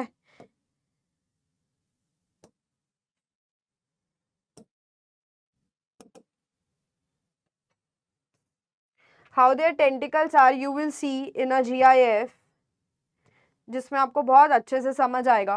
बेटा एक्चुअली ये जो तुमको यहाँ डायग्राम दिख रहा है, दिस इज ऑफ हाइड्रा। तो ये हाइड्रा की पॉलिप फॉर्म है, पॉलिप, ठीक है। हाइड्रा का साइंटिफिक नेम होता है हाइड्रा वल्गैरिस। ये पूरे इसके लाइनिंग में क्या होंगे, यहाँ पर ये कौन से सेल्स होंगे, नीडोब्लास्ट सेल्स, ठीक है। चलो ये देखो, ये बीच में इसकी कैविटी होगी। हाइड्रा बहुत ही छोटा होता है साइज में। हाइड्रा की लेंथ जो होती है it is only 1 centimetre, 1 centimetre जितना लंबा होता है। तो ये सब हम पढ़ चुके हैं। अब इसकी एक और चीज जो आपको पढ़नी है उसको हम बोलते हैं मेटाजेनेसिस। मेटाजेनेसिस होता है alteration of generation, alternation of generation. अब इसका मतलब क्या होता है बेटा, जो पॉलिप फॉर्म होती है ना वो एसेक्सुअल रिप्रोडक्शन कर सकती है और मेड्यूसा फॉर्म अक्सर सेक्सुअल रिप्रोडक्शन करती है, यानी कि हाइड्रा एसेक्सुअली रिप्रोड्यूस करेगा और जो जेलीफिश है वो सेक्सुअल रिप्रोडक्शन करेगी। बट एक ऑर्गेनिज्म आता है जिसका नाम है ओबीलिया, ठीक है। ओबीलिया नाम है ओबीलिया, पर कोई रूल को ओबे नहीं कर रहा है। ओबीलिया के अंदर ऑल्टरनेशन ऑफ जनरेशन होता है। कैसे, जैसे मान लो यहाँ पर कोई पॉलिप फॉर्म थी बेटा, पॉलिप फॉर्म ने रिप्रोडक्शन करी और यहाँ पर ऐसी पॉलिप एसेक्सुअली भी रिप्रोड्यूस कर सकता है और सेक्सुअली भी रिप्रोड्यूस करता है। तो इसने सेक्सुअली रिप्रोड्यूस करके मेड्यूसा फॉर्म्स बना दी, ठीक है। ये पॉलिप था, इसने सेक्सुअल रिप्रोडक्शन करके इस तरीके से 2 मेड्यूसा फॉर्म्स बना दी फॉर एग्जाम्पल। अब मेड्यूसा फॉर्म्स क्या करेंगी, सेक्सुअल रिप्रोडक्शन। सेक्सुअल रिप्रोडक्शन होगा तो जाइगोट बनेगा, जाइगोट से लावा बनेगा, ठीक है। लावा पूरा सी में अपनी जर्नी एडवेंचर करके आएगा और फिर से आकर पॉलिप फॉर्म में चेंज हो जाएगा। इसको हम बोलते हैं ऑल्टरनेशन ऑफ जनरेशन, ठीक है। चलो आगे आओ। इसके एग्जाम्पल्स, एडम और ऑलिव पानी में फिसल गए हाय, तो ये इसकी ट्रिक है। Adamsia, Aurelia, olive, Obelia, Pennatula, Meandrina, Physalia, Gorgonia, Hydra vulgaris. Adamsia बेटा सी एनीमोन को बोलते हैं, ये रहा। उसके बाद ऑरिलिया जेलीफिश, जेलीफिश तुम सबको पता है, ये पोर्टुगीज मैन ऑफ वॉर है, ठीक है। पोर्टुगीज मैन ऑफ वॉर जिसको हम फाइजेलिया बोलते हैं। ये बेटा सी फैन या गॉर्गोनिया है, ठीक है। उसके बाद हाइड्रा वल्गैरिस तुमको पता ही है, हाइड्रा तुमने देखा ही है। चलो ब्रेन कॉरल मीनड्रिना भी होता है। Pick the most suitable terminology, life cycle of Obelia. Life cycle of Obelia को मेटाजेनेसिस बोलते हैं। 2 टर्म्स में तुम कंफ्यूज हो सकते हो, मेटाजेनेसिस और मेटामॉर्फोसिस। मेटाजेनेसिस किसका फीचर है, it is the feature of Cnidaria और ये ओबीलिया नाम के ऑर्गेनिज्म में दिखेगा। मेटामॉर्फोसिस क्या होता है कि बच्चे जो हैं वो मैच ही नहीं कर रहे हैं माँ बाप से, ठीक है। Fresh water polyp is hydra, fresh water में मिले जो वो हाइड्रा है। अब आ जाओ टीनोफोरा, चमकते हुए जो पानी में मिलते हैं, निडेरिया के अंदर ही आते थे पहले, फिर इन्होंने कुछ ऐसी हरकतें दिखाई कि हमने इनको अलग ही फाइलम में डाल दिया। पहली बात, ये एक्सक्लूसिवली मरीन है। निडेरिया जो थे वो तुमको फ्रेश वाटर में भी मिल रहा था, हाइड्रा मिल रहा था, बट इसका कोई ऐसा ऑर्गेनिज्म नहीं है जो तुमको फ्रेश वाटर में मिले। So they become exclusively marine, ये सिर्फ आपको समुद्र में देखने को मिलेंगे। लेवल ऑफ ऑर्गेनाइजेशन वही, निडेरिया वाला tissue level of organisation. Body plan वही, ब्लाइंड सैक। जर्म लेयर्स वही, डिप्लोब्लास्टिक। सिमेट्री वही, रेडियल। सीलोम अभी आया नहीं है, सेगमेंटेशन का कोई नामो निशान नहीं है। Digestion same, intra extra. Respiration, circulation, excretion body surface से। नर्वस सिस्टम बिल्कुल वैसा। रिप्रोडक्शन सेक्सुअल मेथड है, इसलिए भी निकाल दिया इनको बाहर। ये कहते हैं कि हम तो सेक्सुअल रिप्रोडक्शन करेंगे। देखो हमारे अंदर तो बड़ा फैंसी सा फीचर है, एक तो हम समुद्र में मिल रहे हैं, दूसरा हमारे अंदर हम इतने एडवांस्ड हैं, ठीक है। एडवांस ही खुद को मान रहे हैं क्योंकि इनके पास ना चमकती हुई प्रॉपर्टी आ गई है। जुगनू इसके अंदर नहीं आता। बहुत सारे बच्चे बोलते हैं मैम इसके अंदर जुगनू आता है क्या? बेटा जुगनू पानी में नहीं रहता, ठीक है। जुगनू आर्थ्रोपोडा में आएगा, उसका अलग फीचर है, बट इसके ऑर्गेनिजम्स स्पेशली लाइट एमिट कर रहे हैं, जिसको हम बायोल्यूमिनेसेंस प्रॉपर्टी बोलते हैं। तो इसने बोला देखो इनके अंदर ना बड़ा एटीट्यूड आ गया, तो उन्होंने कहा हम तो सिर्फ सेक्सुअल रिप्रोडक्शन करेंगे, एसेक्सुअल रिप्रोडक्शन हम नहीं करेंगे। तो इसीलिए भी बेटा बाहर निकाला गया इनको निडेरिया से। फिर ये बन गए हर्माफ्रोडाइट। हर्माफ्रोडाइट यानी कि मेल फीमेल सेम बॉडी में है। फर्टिलाइजेशन बेटा एक्सटर्नल करते हैं, डेवलपमेंट इनडायरेक्ट, लावा इज सीडिपिड लावा। ठीक है, नाउ यू कैन सी, ये बेटा इसका चमकता हुआ तुमको रूप में दिखाती हूं।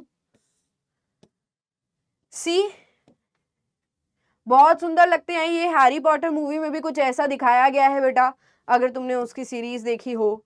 ये देखो बायोल्यूमिनेसेंस। ठीक है, चलो अच्छा, इसका एग्जाम्पल कौन सा है? टीनोफोरा। टीनोफोरा एंड प्लूरोब्रैकिया, इसके दो एग्जाम्पल्स होते हैं जो तुम्हें याद करने हैं। इनको हम प्यार से कॉम्ब जेलीज भी बोलते हैं, कॉम्ब जेलीज। क्योंकि अगर तुम इसके डायग्राम में देखो तो तुमको पहले तो इनकी बॉडी के अंदर ऐसे एक्सटर्नल रोज दिख रही हैं, जिनको हम कॉम्ब प्लेट्स बोलते हैं। ऐसे 8 कॉम्ब प्लेट है, 1 2 3 4 5 6 7 8। ठीक है, तो ये क्या हो गई बेटा इसकी कॉम्ब प्लेट्स। ठीक है, सिलिएटेड होती है, सिलिएटेड यानी कि सारी प्लेट्स पर क्या लगा हुआ है? ऐसे सिलिया लगा हुआ है, सिलिया। ठीक है, सिर्फ इतना ही नहीं, इनके ऊपर ऐसे भी बेटा हॉरिजॉन्टली भी लाइंस होती हैं और उनके ऊपर भी सिलिया होता है। अब सिलिया क्यों है मैम? मूवमेंट में हेल्प करेगा। ठीक है, मूवमेंट में हेल्प करेगा। बायोल्यूमिनेसेंस इनकी प्रॉपर्टी है, यानी कि ये लाइट एमिट करेंगे। प्लूरोब्रेकिया एंड टीनोफोरा, सिर्फ इतना ही नहीं, लंबे लंबे ये दिख रहे हैं तुमको, ये सींग नहीं है, इनके लंबे लंबे धागे हैं। लंबा अगर स्ट्रक्चर है थ्रेड लाइक, उसको फ्लैजिला बोलेंगे। छोटे छोटे हैं, बहुत सारे हैं, तो वो सिलिया हैं बेटा, है ना। चलो, then the special character of Coelenterata occurring only in them, कौन सा है जो सिर्फ और सिर्फ इनके अंदर ही हो रहा है? तो flame cells, nematocyst is the answer. बेटा निमैटोसिस्ट क्या होता है ये मैं तुमको बता देती हूँ। यहाँ निडेरिया के अंदर तुमने एक चीज देखी होगी जो मैं स्टिंगिंग सेल बोल रही थी। निडेरिया की पूरी बॉडी के अंदर ऐसे एक स्टिंगिंग सेल होता है, और स्टिंगिंग सेल के अंदर एक सेल ऑर्गेनील होती है जिसको निमैटोसिस्ट बोलते हैं।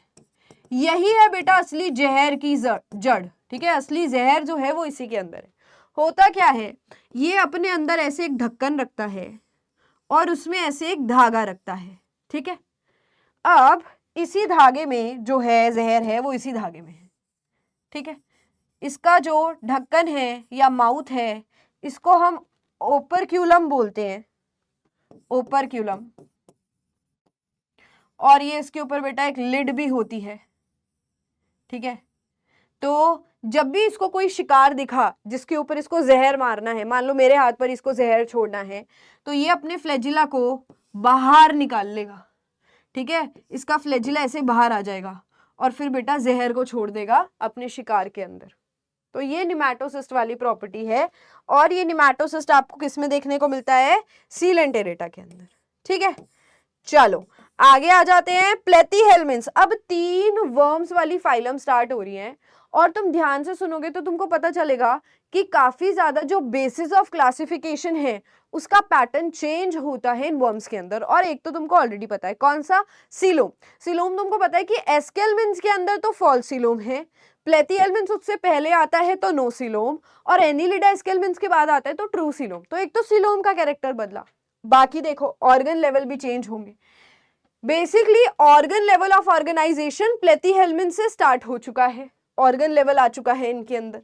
ठीक है, रहते कहाँ हैं? फ्री लिविंग भी हैं, पानी में भी मिल जाएंगे, और पैरासिटिक है मोस्टली। ठीक है, दूसरों की बॉडी में घुस घुस के रहेंगे। ऑर्गन लेवल स्टार्ट हो चुका है, पहली बार आया है। बॉडी प्लान ब्लाइंड सैक है, जर्म लेयर स्टिप्लोब्लास्टिक, सिमेट्री इनके अंदर बाइलेटरी होगी, सीलोम आएगा नहीं, सेगमेंटेशन है नहीं। सेगमेंटेशन प्लेथीहेल्मिन्स में एक जगह है टेपवर्म के अंदर, और वो भी स्यूडो सेगमेंटेशन है, झूठी सेगमेंटेशन है। डाइजेशन अपनी बॉडी से बाहर करेंगे, रेस्पिरेशन और सर्कुलेशन बॉडी के सरफेस से करते हैं। बेटा एक्सक्रीशन के लिए ना अभी से एक टेबल बना लो। अभी तक पहली 3 फाइलम्स में एक्सक्रीशन इनके बॉडी सरफेस से ही हो रहा था, है ना, या फिर इनके पास सिंपल सा वाटर सिस्टम था, कैनाल सिस्टम, वहां से हो रहा था। बट एक्सक्रीशन के लिए अलग से एक टेबल कर लो, क्योंकि एक्सक्रीशन पे डायरेक्ट क्वेश्चन आता है कि इनके अंदर एक्सक्रीशन कैसे होता है। प्लेथीहेल्मिन्थ्स के अंदर एक्सक्रीशन फ्लेम सेल्स, सोलेनोसाइट्स या प्रोटोनेफ्रीडिया से होता है। Nephridia, nephridia is basically excretory organ. एक होता है प्रोटोनेफ्रीडिया यानी कि पुराना नेफ्रीडिया, एक होता है नेफ्रीडिया, जस्ट नेफ्रीडिया, एक होता है मेटानेफ्रीडिया यानी कि एडवांस्ड नेफ्रीडिया। इससे ज्यादा मैम नेफ्रीडिया क्या होता है मैम स्ट्रक्चर बता दो।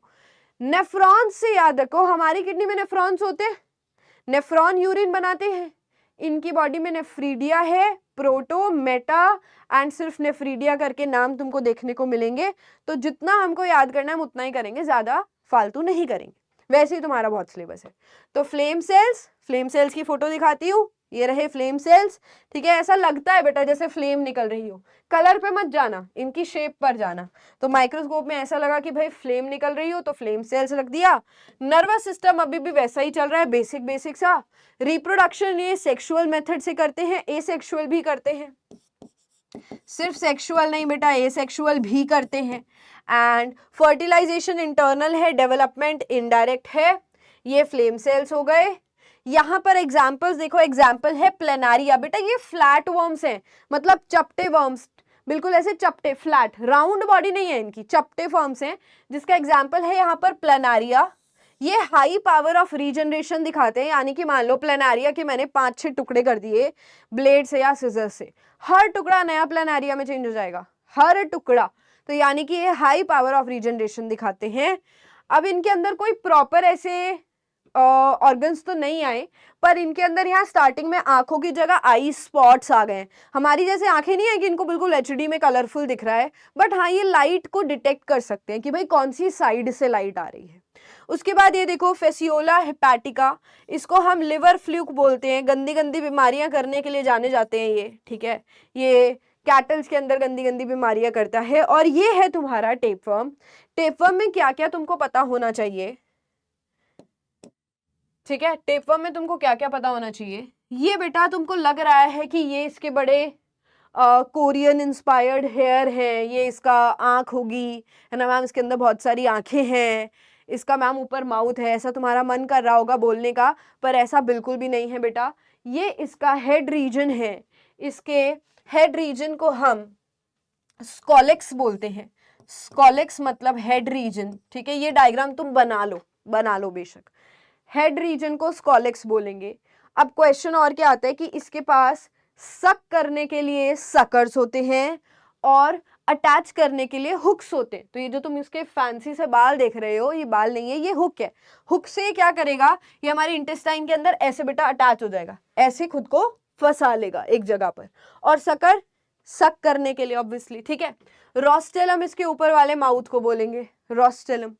ये इसकी नेक है और फिर इसके सेगमेंट्स दिख रहे हैं तुमको, ये सेगमेंट्स झूठे सेगमेंट्स हैं, बाहर है सिर्फ, अंदर नहीं है।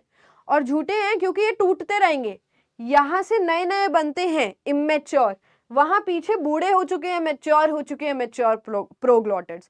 और सबके अंदर टेस्टिस और ओवरी होता है। यही बेटा इसके सेगमेंट्स होते हैं जो अंडों के अंदर आ जाते हैं, जो अंडे नहीं, जो फीकल मैटर के अंदर आ जाते हैं और फीकल मैटर में उसके अंडे होते हैं। एक टेपवर्म हमारी पूरी बॉडी में रहता है, मतलब सब में रहेगा ऐसा जरूरी नहीं है, बट अगर किसी को वर्म इन्फेक्शन है और टेपवर्म है उनकी बॉडी में, तो एक ही टेपवर्म होगा, ठीक है। 2-3 टेपवर्म नहीं होते, एक ही टेपवर्म होता है, 2 मीटर जितना लंबा होता है, ठीक है। अगर डिटेक्ट हो जाता है तो बड़ी सारी बीमारियां करता है, फिर हम इसको बॉडी से निकाल भी सकते हैं, ठीक हो सकता है। General features, epidermis syncytial. एक मैं तुमको सिंक्शियल वर्ड का मतलब बता देती हूँ, काफी बार मेरी क्लासेस में या तुमको आईएससी सिलेबस में सिंक्शियल वर्ड देखने को मिलेगा। बेटा सिंक्शियम मतलब क्या होता है, जैसे कोई भी चीज बनती है तो सेल से ही बनी है, जैसे हमारी स्किन बन रही है या कोई भी लेयर बन रही है, तो वो लेयर भी सेल्स के फ्यूज होने से ही बनती है। हो सकता है नए सेल्स बन रहे हो पुराने सेल्स के फ्यूज होने से, तो उसी को सिंक्शियम बोलते हैं। तो एपिडर्मिस सिंक्शियल यानी कि एपिडर्मिस बनाने के लिए सेल्स आए और फ्यूज हो गए, ठीक है। एपिडर्मिस सिंक्शियल सिलिएटेड होंगे, कवर्ड होते हैं क्यूटिकल से, पैरासिटिक फॉर्म में इनकी बॉडी पर क्यूटिकल होता है बेटा, वैक्स जैसा सब्सटेंस होता है।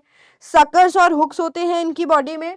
एग्जाम्पल क्या हो गया देखो, Planaria high power of regeneration दिखाएगा, Fasciola hepatica liver fluke, Taenia solium इंसानों का है और टेनिया सैजिनोटा कैटल टेपवर्म है। ठीक है, तो टेपवर्म की भी अलग अलग बिरादरी है बेटा, अलग अलग ऑर्गेनिजम्स के अंदर जाकर इन्फेक्शन करता है। फिर आ जाओ तुम एस्केलमिन्स। एस्केलमिन्स को हम प्यार से राउंड वर्म्स बोलते हैं। ठीक है, ये सिलेंड्रिकल होंगे बेटा, ये भी तुमको अलग अलग जगह मिलेंगे, free living, parasitic. Level of organisation, organ system हो गया है बेटा यहाँ से, और अब ऑर्गन सिस्टम ही चलेगा। तो मैंने तुमको बोला था कि पैटर्न बदलता है इन कीड़ों के अंदर, प्लेथिहेल्मिन्स, एस्केलमिन्स, एनिलिडा। प्लेथिहेल्मिन्स में ऑर्गन लेवल, एस्केलमिन्स में ऑर्गन सिस्टम। अब ऑर्गन सिस्टम ही चलेगा। Tube within tube, body plan कैसा आ गया, ट्यूब विद इन ट्यूब। प्लेथिहेल्मिन्स में कहा था, प्लेथिहेल्मिन्स में ब्लाइंड सैक था, प्लेथिहेल्मिन्स में ब्लाइंड सैक था, तो दो चीजें यहीं से बदल गई, दो कीड़ों में ही बदल गई। फ्लैट वर्म्स में ब्लाइंड सैक है, फ्लैट वर्म्स में ऑर्गन लेवल है, एस्केलमिन्स में ऑर्गन सिस्टम आ गया और ट्यूब विद इन ट्यूब पूरा डाइजेस्टिव कैनाल बन गया। तुम ऐसे याद कर सकते हो, इसका एग्जाम्पल तुमको पता है ना, एस्कैरिस वर्म होता है, एस्कैरिस। तो एस्कैरिस वर्म ना चिढ़ा रहा है, ठीक है, चिढ़ा रहा है, किसको चिढ़ा रहा है, हंस रहा है, किसके ऊपर हंस रहा है, टेपवर्म के ऊपर हंस रहा है। टेपवर्म, तुमको लगेगा मैम टेपवर्म इसका माउथ है क्या, ये बना रहे हैं हम माउथ, सच में माउथ नहीं होता। टेपवर्म इज वेरी सैड, क्योंकि टेपवर्म की हम बुराई कर रहे हैं। ठीक है, टेपवर्म गुस्सा है, सैड है, कुछ भी लगा लो। तो ये क्या बोल रहा है इसको कि तेरे पास तो, ये इसको क्या बोल रहा है कि तेरे पास तो जस्ट ऑर्गन्स हैं, मेरे पास तो ऑर्गन सिस्टम आ गया है। फिर इसको क्या बोल रहा है कि तेरे पास तो सिर्फ और सिर्फ एक ही छेद है, ओनली वन पोर, यानी कि ब्लाइंड सैक, तू गंदा है। इसके पास क्या है, ट्यूब विद इन ट्यूब। तो तुम इसको ऐसे भी याद कर सकते हो कि तुम जिससे बहुत ज़्यादा मजाक उड़ाते हो, जिसका वैसे किसी का मजाक नहीं उड़ाना चाहिए बट दोस्ती यारी में चलता रहता है, तो तुम अपने आप को एस्केलमिन्स का एस्कैरिस मान सकते हो, और तुम अपने दोस्त को टेपवर्म बना सकते हो और उसको बोल सकते हो कि तेरे पास तो ऑर्गन सिस्टम ही नहीं है, तेरे पास तो सिर्फ ऑर्गन्स हैं, तेरे पास तो झूठी सेगमेंटेशन है, तेरे पास तो हुक्स और सकर्स हैं, तेरे पास तो ब्लाइंड सैक है। बेटा ऐसी चीज़ों से ये चैप्टर तुमको याद होगा, तो छोटी छोटी चीज़ें हैं जो हेल्प करती हैं। ठीक है, germ layer, triploblastic, symmetry, bilateral, pseudocoelomate मैं तुमको बार बार बता चुकी हूँ, इकलौती फाइलम जिसमें सियोडोसिलोमेट है। डाइजेशन कंप्लीट क्योंकि ट्यूब विद इन ट्यूब है। रेस्पिरेशन बॉडी सरफेस से करते हैं, सर्कुलेशन भी। एक्सक्रीशन के लिए इनके पास बड़े बड़े एच शेप्ड रेनेट सेल्स आ जाते हैं, ऐसे ऐसे लंबे लंबे सेल्स होते हैं, एच शेप्ड रेनेट सेल्स। ठीक है, इनके पास रिंग ऑफ नर्व टिश्यूज और ganglion around the pharynx, 2 nerve cords, dorsal and ventral. बेटा गैंग्लियन क्या होता है, ग्रुप ऑफ सेल बॉडीज। ठीक है, तो बेसिकली यहाँ पर इनके पास गैंग्लियन आ गया, ग्रुप ऑफ सेल बॉडीज। नीचे भी क्या होता है, ganglion, group of cell bodies. Neuron यहाँ से यहाँ, यहाँ से यहाँ बेटा कनेक्ट कर रहा है। ठीक है, so a ring of nervous tissue, एक रिंग बन गई नर्वस टिश्यू की जिसमें गैंग्लिया है और जिसमें नर्व फाइबर्स हैं। ठीक है, उसके बाद इनके अंदर यहाँ से भी पूरे न्यूरॉन्स जा रहे होते हैं बेटा, इस तरीके से, ये इनके नर्व फाइबर्स हैं, और बीच बीच में भी ऊपर नीचे न्यूरॉन्स ऐसे फैले हुए होते हैं।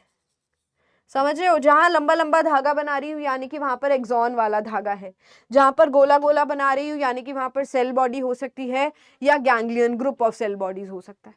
अब ये सीढ़ी लग रहा है तुमको, लैडर लाइक नर्वस सिस्टम लग रहा है। यही नर्वस सिस्टम अब बहुत आगे तक चलने वाला है, कॉर्डेटा में जाकर बदलता है, अब यही नर्वस सिस्टम चलेगा। इनका नर्वस सिस्टम वेंट्रल है, हमारा डॉर्सल है, कॉर्डेट्स में डॉर्सल होता है। ठीक है, एंड इट इज सॉलिड। ठीक है, सेक्सुअल मेथड से रिप्रोडक्शन करेगा, यूनिसेक्सुअल होते हैं, मेल फीमेल अलग अलग होता है। सेक्सुअल डाइमॉर्फिज्म देखने को मिलता है, यानी कि फीमेल एस्कैरिस मेल एस्कैरिस से अलग होगी, दिखने में ही पता चल जाता है। फीमेल जो एस्कैरिस होती है ना बहुत लंबी होती है, मेल एस्कैरिस लेंथ में छोटा होता है। फर्टिलाइजेशन बेटा इनके अंदर इंटरनल है, मतलब इनको अपने बच्चे अंडे इतने प्यारे हैं कि फीमेल कहती है मैं अपनी बॉडी में बनाऊंगी इनको, बॉडी से बाहर मुझे कोई ज़्यादा अंडे नहीं देने हैं।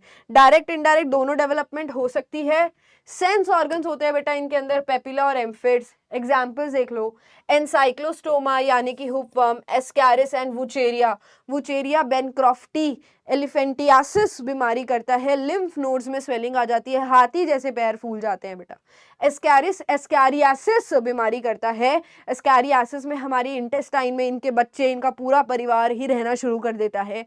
एक टाइम ऐसा आ जाता है कि जगह ही नहीं बचती और हमारी इंटेस्टाइन फट तक सकती है इनकी पॉपुलेशन की वजह से। कुछ एडिशनल पढ़ा रही हूँ, अगर स्कूल में कराया है तो तुमको हेल्प हो जाएगी। पेपिलेई क्या होता है? पेपिलेई बेटा इनके टंग या माउथ में मिलते हैं टेस्ट के लिए या फिर फूड को पकड़ने के लिए, ग्रिप के लिए। एंड सिंपल टच या टेक्टाइल ऑर्गन्स को भी बोलते हैं। तो अगर कुछ एडवांसमेंट है तो पेपिलेई टेस्ट के लिए या फिर टच को डिटेक्ट करने के लिए जो स्ट्रक्चर्स हैं, दैट इज पेपिलेई। फिर होता है एम्फिड्स। एम्फिड्स इनके आगे हेड रीजन में मिलता है, ये स्मेल को डिटेक्ट करते हैं, स्मेल को डिटेक्ट करके ही बेटा अपने शिकार की तरफ मूव करेंगे। ठीक है, ये देखो ये एस्कैरिस वर्म है जिसमें, और ये देखो पेपिला और एम्फिड्स बेटा, बहुत जूम करके तुमको ये स्ट्रक्चर्स दिखेंगे। और ये जो है मोटी बड़ी अच्छी सी लंबी ताजी बेटा, ये फीमेल है, ये मेल है। ठीक है, चलो आगे आ जाओ। एनिलिडा पर आ गए हम। एनिलिडा भी तुम्हारी क्या है? कीड़ों वाली फाइलम है। Habitat terrestrial, aquatic, free living. Organ system आ चुका है, अब वही एडवांस फीचर्स चलेंगे। Organ system, tube within tube, triploblastic, bilateral symmetry, eucoelomate, metamerically segmented यानी कि अंदर बाहर, इंटरनल एक्सटर्नल दोनों। लिखो इस बात को, इंटरनल एक्सटर्नल पूरी सेगमेंटेशन है एनिलिडा के अंदर। अभी लिखो, कॉर्डेटा में ओनली इंटरनल, आर्थ्रोपोडा में only external. Right it down somewhere. इनके माउथ को हम प्रोस्टोमियम बोलते हैं। ठीक है, रोस्टेलम हम प्लेथियलमिन्स के माउथ को बोलते थे। रेस्पिरेशन इनकी बॉडी के सरफेस से हो जाता है बेटा, इसको हम क्यूटेनियस रेस्पिरेशन बोलते हैं। और अगर ये पानी में रह रहे हैं तो गिल्स से रेस्पिरेशन करते हैं। सर्कुलेशन वैसे इनके अंदर कैसी है? क्लोज्ड टाइप, पर लीच कहती है मैं गंदगी मचाऊंगी, ओपन सर्कुलेटरी सिस्टम ले लेती है। ठीक है, हीमोग्लोबिन इनके अंदर प्लाज्मा में डिसॉल्व है। ये जो फ्यू एक्सेप्शंस लिखा है ना, ये लीच के लिए लिखा है। लीच जो है वो ओपन सर्कुलेशन करती है। एक्सक्रीशन देखो, मैंने तुमको बताया था ना, प्रोटोनेफ्रीडिया, नेफ्रीडिया, फिर मेटानेफ्रीडिया। प्रोटोनेफ्रीडिया खत्म हो गया, अब सिर्फ नेफ्रीडिया नाम सुनोगे तुम। नर्वस सिस्टम वैसा ही रहेगा। रिप्रोडक्शन बेटा सेक्सुअली करता है। Fertilisation internal, development direct and indirect. Asexual reproduction भी करते हैं, रिप्रोडक्शन सेक्सुअल एंड एसेक्सुअल। जैसे अर्थवर्म, अर्थवर्म बेटा, अच्छा एसेक्सुअल रिप्रोडक्शन, वेट नहीं सेक्सुअली होगा। ठीक है, एसेक्सुअल नहीं होगा, मोस्टली सेक्सुअली करते हैं। इनके लावा का नाम है ट्रोकोफोर लावा। अब इसमें बात ये होती है कि भाई एक ही बॉडी में मेल फीमेल रहे या अलग अलग हो जाएं। तो नीरिस थोड़ी सी एक्सेप्शंस लेकर आती है। नीरिस कहती है कि आई डोंट वांट कि एक ही बॉडी में मेल फीमेल हो, आई वांट सेपरेट। ठीक है, तो मेल और फीमेल अलग अलग बॉडी में तुमको नीरिस में दिखेंगे, यानी कि इसमें। बाकी सारे हर्माफ्रोडाइट होते हैं, जैसे अर्थवॉर्म है, लीच है, तो इनमें अंकल आंटी दीदी भैया जैसा कुछ नहीं है, एक ही है। ठीक है, एक ही बॉडी है। नीरिस में हाँ तुम बोल सकते हो पापा नीरिस, मम्मी नीरिस। मेटामेरिकली सेगमेंटेड, अच्छा इनके लोकोमोशन पर क्वेश्चन आता है। जैसे ये जो लीच है, लीच की बॉडी पर ना तुमको ऐसे बहुत ध्यान से देखोगे, ऐसे लाइंस दिखेंगी, उसको ना हम सीटेई बोलते हैं। ठीक है, सीटेई जो हेल्प करता है इनको मूव करने में, प्लस इनकी मसल्स भी होती है जो इसको मूव करने में हेल्प कराती हैं। और ये जैसे इसकी बॉडी पे सीटेई हैं। और ये जो तुमको ऐसे धागे दिख रहे हैं ना बेटा, इनको हम पैरापोडिया बोलते हैं। पैरापोडिया जो तुमको यहाँ नीरिस में देखने को मिल रहा है, ये नीरिस है। नीरिस को क्लैमवर्म भी बोलते हैं। तो नीरिस मेल फीमेल अलग होगी। ठीक है, मेल फीमेल अलग, यानी कि unisexual. Leech and it is Hirudinaria, ये रही लीच। अर्थवर्म, फेरिटिमा प्रोस्थ्यूमा इसका पूरा साइंटिफिक नेम होता है। और इसकी बॉडी पर कंप्लीट सेगमेंटेशन होता है। आर्थ्रोपोडा लार्जेस्ट फाइलम है, पानी में, जमीन पे, ठीक है, हर जगह तुमको ये मिलेंगे। एक्वेटिक, टेरेस्ट्रियल, पैरासाइट, हर तरीके से। ऑर्गन सिस्टम एक बार आ गया वही चलेगा, ट्यूब विद इन ट्यूब चलेगा, triploblastic, bilateral symmetry, eucoelomate, externally segmented, ये मैंने तुमको कहा था लिख लेना। डाइजेशन कंप्लीट है। रेस्पिरेशन की अगर हम बात करें तो हम देखेंगे कि भाई ये कहाँ रहते हैं, उस हिसाब से रेस्पिरेशन होगा। अगर ये पानी में रहते हैं तो इनके अंदर एक बेटा फाइलम होती है। ठीक है, जिसको हम बोलते हैं क्रस्टेसिया। तो क्रस्टेसिया फाइलम जो है वो एक्वेटिक है, उसके अंदर पानी में रहने वाले कीड़े मकोड़े होते हैं। तो उनके अंदर बुक गिल्स होते हैं जो रेस्पिरेशन कराते हैं। फिर इनकी एक फाइलम होती है जो लैंड पर रहती है, जैसे कि मकड़ी, एरेक्नेडिया या स्कॉर्पिया भी इसके अंदर आता है। तो एरेक्नेडिया जो इनकी क्लास है वो ज़मीन पर रह रहे हैं, तो ऑब्वियसली उनके अंदर लंग्स से रेस्पिरेशन होगा, तो उनके लिए बुक लंग्स का इस्तेमाल होता है। पानी में जो रहते हैं उनके लिए बुक गिल्स लिख देना। फिर आ जाओ मस्क्यूटो, ठीक है, जो हमारा खून पीते हैं। These are having tracheal system, इनकी बॉडी पर बहुत छोटे छोटे छेद होते हैं जिनको स्पाइरिकल्स बोलते हैं, और स्पाइरिकल से हवा अंदर जाती है और पूरा अंदर एक जाल भरा हुआ है जिसको हम ट्रैकियल नेटवर्क बोलते हैं।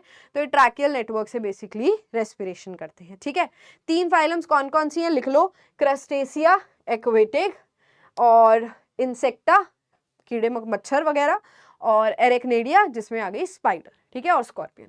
एक्सक्रीशन ये मैल्फिगियन ट्यूब्यूल्स या ग्रीन ग्लैंड से करते हैं, ठीक है। नर्वस सिस्टम वही चलेगा जो मैंने तुमको अभी बताया है। रिप्रोडक्शन सेक्सुअल मेथड होगा, और ये यूनिसेक्सुअल होते हैं, अंडे देते हैं। इंटरनल फर्टिलाइजेशन होगी अगर लैंड पर रह रहे हैं, पानी में रह रहे हैं तो एक्सटर्नल फर्टिलाइजेशन। डायरेक्ट इनडायरेक्ट दोनों डेवलपमेंट हो सकती है, यूनिसेक्सुअल भी हो सकते हैं, बाइसेक्सुअल भी हो सकते हैं, ठीक है। ये देखो बेटा, ये इनके फीचर्स हैं जो मैं तुमको बता रही थी, किंग क्रैब और लॉबस्टर्स, क्रस्टेसिया, इंसेक्टा और एरेक्नेडिया। इंसेक्टा सबसे बड़ी फाइलम होती है, इनके पास विंग्स होते हैं। अब आ जाओ इनके जनरल फीचर्स तो हो गए, स्पेशल फीचर्स में क्या है, इनका हार्ट डॉर्सली सिचुएटेड होता है, यानी कि पीछे की तरफ, और बहुत ज्यादा हो सकता है, जैसे कॉकरोच के पास 13 हार्ट चेंबर्स होते हैं। नर्वस सिस्टम, सेंस ऑर्गन्स, इनके पास स्टैटोसिस्ट है जो कि बैलेंसिंग में हेल्प करता है। आईज सिंपल हो सकती है, कंपाउंड भी हो सकती है, क्योंकि इनमें बहुत सारे ऑर्गेनिजम्स आ गए हैं बेटा, ठीक है। इनकी बॉडी पर होती है कवरिंग जिसको हम काइटिन बोलते हैं, ठीक है। इनकी बॉडी के ऊपर काइटिन होता है, काइटिनस एक्सोस्केलेटन, यहाँ से भी क्वेश्चन बनता है। कॉकरोच को ध्यान से देखा होगा, उसकी बॉडी बड़ी हार्ड सी होती है ना, तो वो काइटिन से बनी हुई होती है, उसकी एक्सोस्केलेटन मतलब बाहर से बना हुआ है। फिर इनकी बॉडी में सेगमेंटेशन भी तुमको बाहर देखने को मिली। खून की जगह इनके पास हीमोसील है, ठीक है, हीमोसील या हीमोलिम्फ भी बोलते हैं, हीमोलिम्फ, और वो ट्रांसपेरेंट सा होता है। अगर हीमोसाइनिन वर्ड आ गया यानी कि ब्लू कलर का खून हो जाएगा। हीमोसाइनिन, जैसे कुछ क्रैब्स होते हैं बेटा जिनका खून जो होता है वो ब्लू कलर का होता है क्योंकि उनके खून में कॉपर होता है, तो हीमोसाइनिन। फिर लार्जेस्ट फाइलम यही हो गई। अच्छा, बॉडी जो है वो डिवाइडेड होती है हेड, थॉरिक्स एंड एब्डोमेन के अंदर, ठीक है, ये भी याद रखना। और इनके पास जॉइंटेड अपेंडेजेस यानी कि हाथ पैर होते हैं बहुत सारे, and they always have 3 pairs of legs, 3 pair होते हैं बेटा लेग्स के, जैसे ये देखो 1 पेयर, 2 पेयर, 3 पेयर, है ना, 3rd पेयर, ये 3 पेयर हो गए। फिर इनके पास विंग्स होते हैं, एंटीना होता है, body is divided into head, thorax and abdomen, ठीक है। ये इतनी बड़ी फाइलम इसलिए बन गई क्योंकि इनके पास ये सारे फीचर्स थे, बहुत तेज भाग जाते थे, ठीक है, और बहुत इनके पास विंग्स भी होते थे, उड़ भी सकते हैं, भाग भी सकते हैं, प्रोटेक्टेड रहते थे काइटिन की वजह से। पानी में भी रहने के लिए लंग्स हैं, जमीन पानी में रहने के लिए गिल्स हैं, जमीन पर रहने के लिए लंग्स हैं। तो इन मॉडिफिकेशंस की वजह से इनकी सबसे ज्यादा प्रजाति बन गई, यानी कि 85% स्पीशीज बन गई। हीमोसील किसके अंदर प्रेजेंट है, इंसेक्टा के अंदर प्रेजेंट है, ठीक है, इंसेक्टा के अंदर। आगे आ जाओ, excretion in flatworms is by, तो फ्लैटवर्म्स के अंदर एक्सक्रीशन किसके हेल्प से होगा बेटा, फ्लेम सेल्स की हेल्प से होगा। ये काफी बार मैं क्वेश्चन करा चुकी हूँ तो आपको याद हो गए होंगे। अब आ जाओ तुम मॉलस्का में, मॉलस्का की हैबिटेट क्या है, टेरेस्ट्रियल है, एक्वेटिक है, एम्फीबियस, ठीक है। लेवल ऑफ ऑर्गेनाइजेशन बेटा, organ system, body plan, tube within tube, अब सारे मेच्योर फीचर्स आ जाएंगे तो ये तुम पढ़ लेना। डाइजेशन इनके अंदर कंप्लीट है, रेस्पिरेशन इनके अंदर गिल्स से होता है जिनको हम फेदर गिल्स या टिनिडियम बोलते हैं, और कईयों के अंदर बेटा पल्मोनरी सैक्स होते हैं जो जमीन पर रहते हैं, यानी कि लंग्स के जैसा कुछ फॉर्म होने की कोशिश हो रही है। सर्कुलेशन अगर हम देखें तो पार्टली ओपन पार्टली क्लोज, कईयों के अंदर कंप्लीट है, कईयों के अंदर क्लोज्ड है, ठीक है, इस तरीके से इनके अंदर सर्कुलेशन है। अगर हम इनके एक्सक्रीशन की बात करें तो मैंने तुमको बोला था प्रोटोनेफ्रीडिया, नेफ्रीडिया, मेटानेफ्रीडिया, आ गया देखो metanephridia, so they have metanephridia. Also they have Keber's organ या फिर ऑर्गन ऑफ बोजनस, ऐसे याद करो, एक्सक्रीशन के लिए इनके ऊपर बहुत सारा बोझ है तो ऑर्गन ऑफ बोजनस से याद रख सकते हो। और केबर्स ऑर्गन, केबर्स ऑर्गन कहाँ होता है, इनके हार्ट के चारों तरफ ना एक पेरिकार्डियल फ्लूइड होता है, उसी फ्लूइड में बहुत ज़्यादा गंदगी आ जाती है, यूरिया आ जाता है इनकी बॉडी का, या जो भी इनके अंदर एक वेस्ट होगा वो वहाँ पर इकट्ठा हो जाता है। तो हार्ट के पास वो ऑर्गन प्रेजेंट है जिसको हम कैबर्स ऑर्गन बोलते हैं। So from here you can remember कि भाई कैबर्स ऑर्गन इनके अंदर प्रेजेंट होगा। कैसे काम करता है ये सब नहीं आएगा, 1 मार्क का क्वेश्चन बन सकता है कि ये किसके अंदर होता है। So from now you can remember it in this way कि कैबर्स ऑर्गन या बोजनस जो है वो मोलस्का के अंदर है। नर्वस सिस्टम वही चल रहा है, reproduction sexual method, fertilisation internal, development direct indirect हो सकती है। अब देखो बेटा, इनकी बॉडी में ना कईयों के ऊपर ऐसे हार्ड शेल बन सकते हैं, जैसे तुमने स्नेल देखा होगा, तो हो सकता है कैल्शियम से बने हुए शेल हो जिनको हम कैलकेरियस शेल बोलते हैं, ठीक है। देन डाइजेस्टिव सिस्टम कंप्लीट है इनके अंदर। फिर इनका एक मेन फीचर बनता है रैड्यूला, जिसको हम रास्पिंग ऑर्गन बोलते हैं, जो कि कर कर जैसी आवाज निकालता है बेटा, ठीक है। एंड ये इनके माउथ में मिलता है। हार्ट इनका मायोजेनिक होगा, ब्लड ब्लू कलर का होता है अक्सर क्योंकि इनके ब्लड में हीमोसाइनिन होता है, बैलेंसिंग के लिए स्टैटोसिस्ट होता है, और ऑस्फ्रेडियम फॉर कीमो रिसेप्शन, कहाँ से अटैक होना है, कहाँ से स्मेल आ रही है, कहाँ डिनर करने जाऊं, कहाँ मैं डिनर बन सकता हूँ, वो सारी बेटा इंफॉर्मेशन केमिकल्स के थ्रू जो डिटेक्ट होनी है वो ऑस्फ्रेडियम नाम के इनके सेंस ऑर्गन्स होते हैं, इनके पास स्पेशल स्ट्रक्चर्स होते हैं, उससे हेल्प मिलती है, ठीक है। Pila, Pinctada, Sepia, Loligo, octopus, Aplysia, Dentalium and Chiton. गलती क्या है इसमें, साइंटिफिक नेम्स जो हैं वो इटैलिक्स में नहीं लिखे हुए हैं, तो वो गलती को इग्नोर कर देना, ठीक है। चलो आगे आ जाओ। अच्छा, यहाँ इसकी 3 क्लासेस हैं, तो मैंने सोचा मैंने तुमको बैच में कराई है तो यहाँ पर भी एक बार करा ही देती हूँ। बेटा इनकी 3 क्लासेस हैं। गैस्ट्रोपोडा, सबसे ज़्यादा इसके अंदर ऑर्गेनिजम्स होते हैं, फिर है बाइवैल्विया, और फिर है तुम्हारी लास्ट में Cephalopoda. Cephalo means head, poda means feet, यानी कि सर के साथ सीधा पैर जुड़े हुए हैं। क्या दिमाग में आया मैम, ऑक्टोपस, ऑक्टोपस के अंदर ऐसा होता है, सीपिया लॉलिगो में भी ऐसा होता है।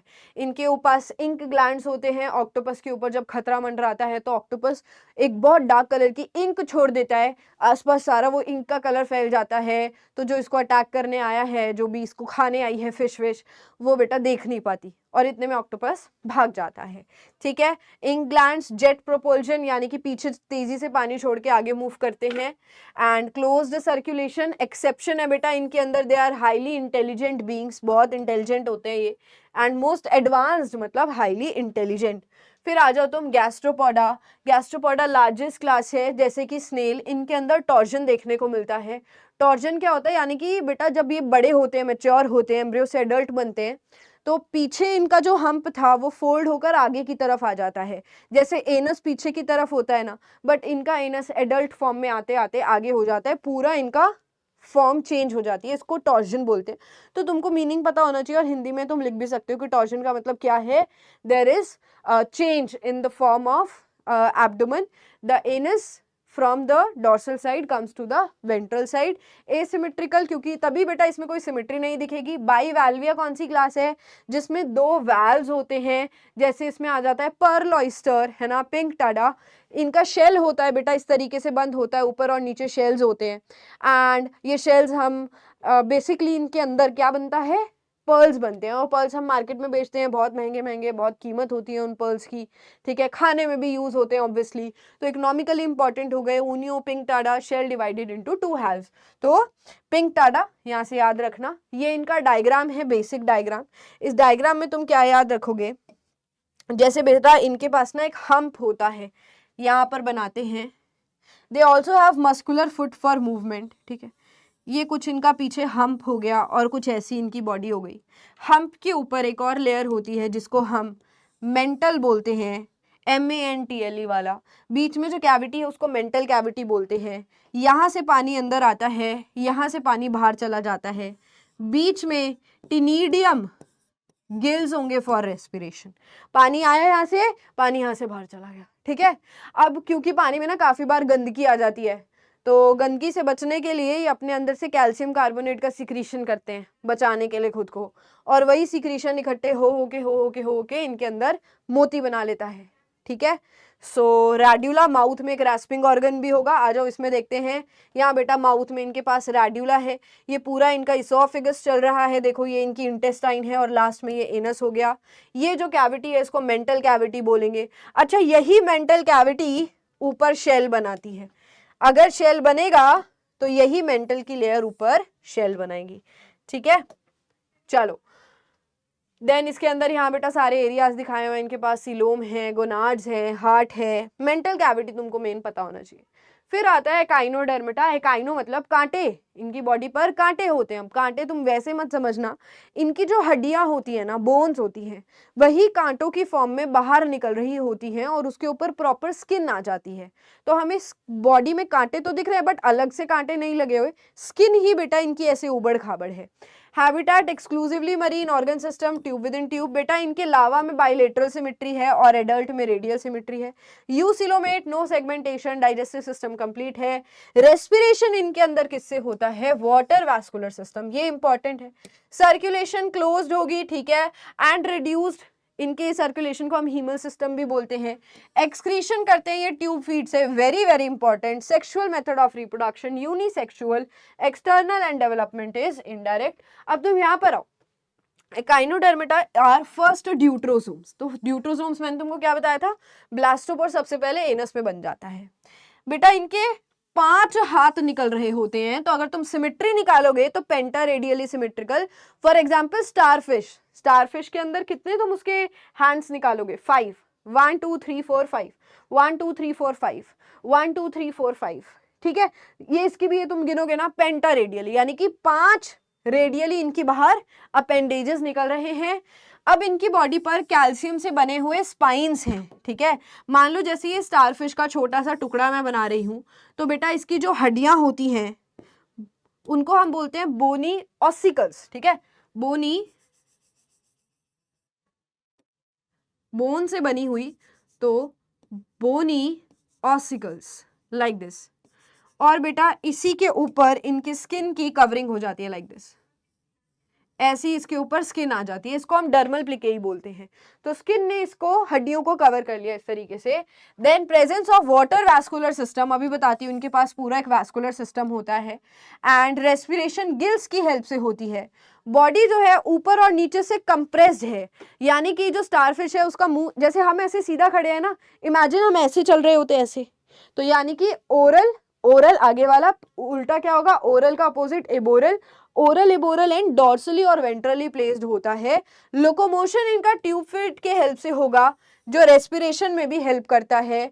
फॉर एग्जाम्पल ऑफिस में आंटी आस्क फॉर एक क्यूकुम्बर, तो ऑफिस से ऑफिनारिया, आंटी से एंटीडॉन, आस से एस्टीरियस, एक से एकाइनस, क्यूकुम्बर से मैरिया, ये है देखो सी अर्चिन जिसको हम बोलते हैं, ये तुम्हारी स्टारफिश हो गई, ये तुम्हारा ऑफीरिया हो गया, ये तुम्हारा ब्रिटल स्टार हो गया। अच्छा, ये जो तुमको इसके, ये कॉन्सेंट है बेटा, ये इसका ओरल सरफेस है जो नीचे की तरफ है, यानी कि स्टारफिश को ऐसे दिखा रही हूं मैं तुम्हारी तरफ, ये इसका माउथ है।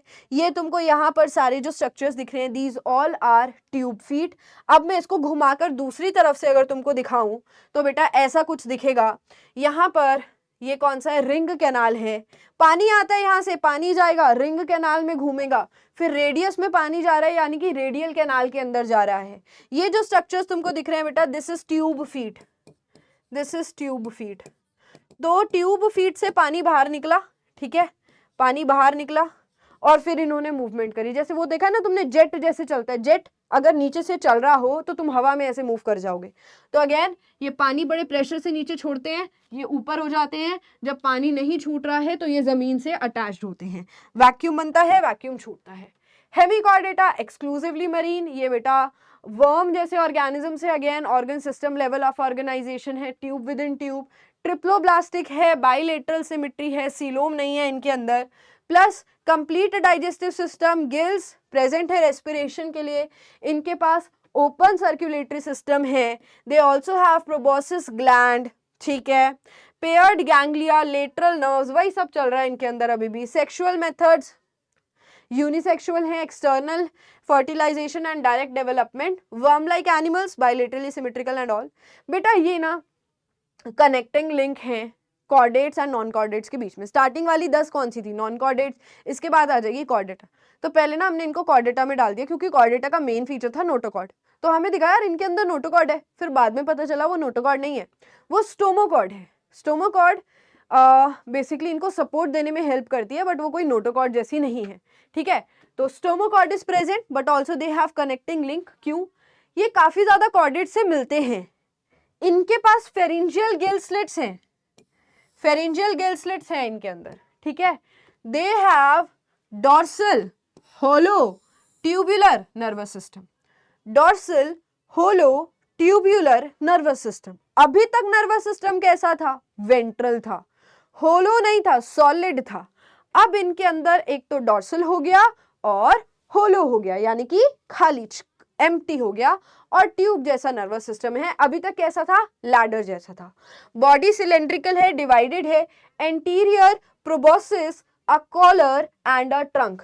अगर तुम डायग्राम देखो तो ये इसका प्रोबोसिस है, यहाँ पर कॉलर है और पीछे पूरा ट्रंक है, ठीक है।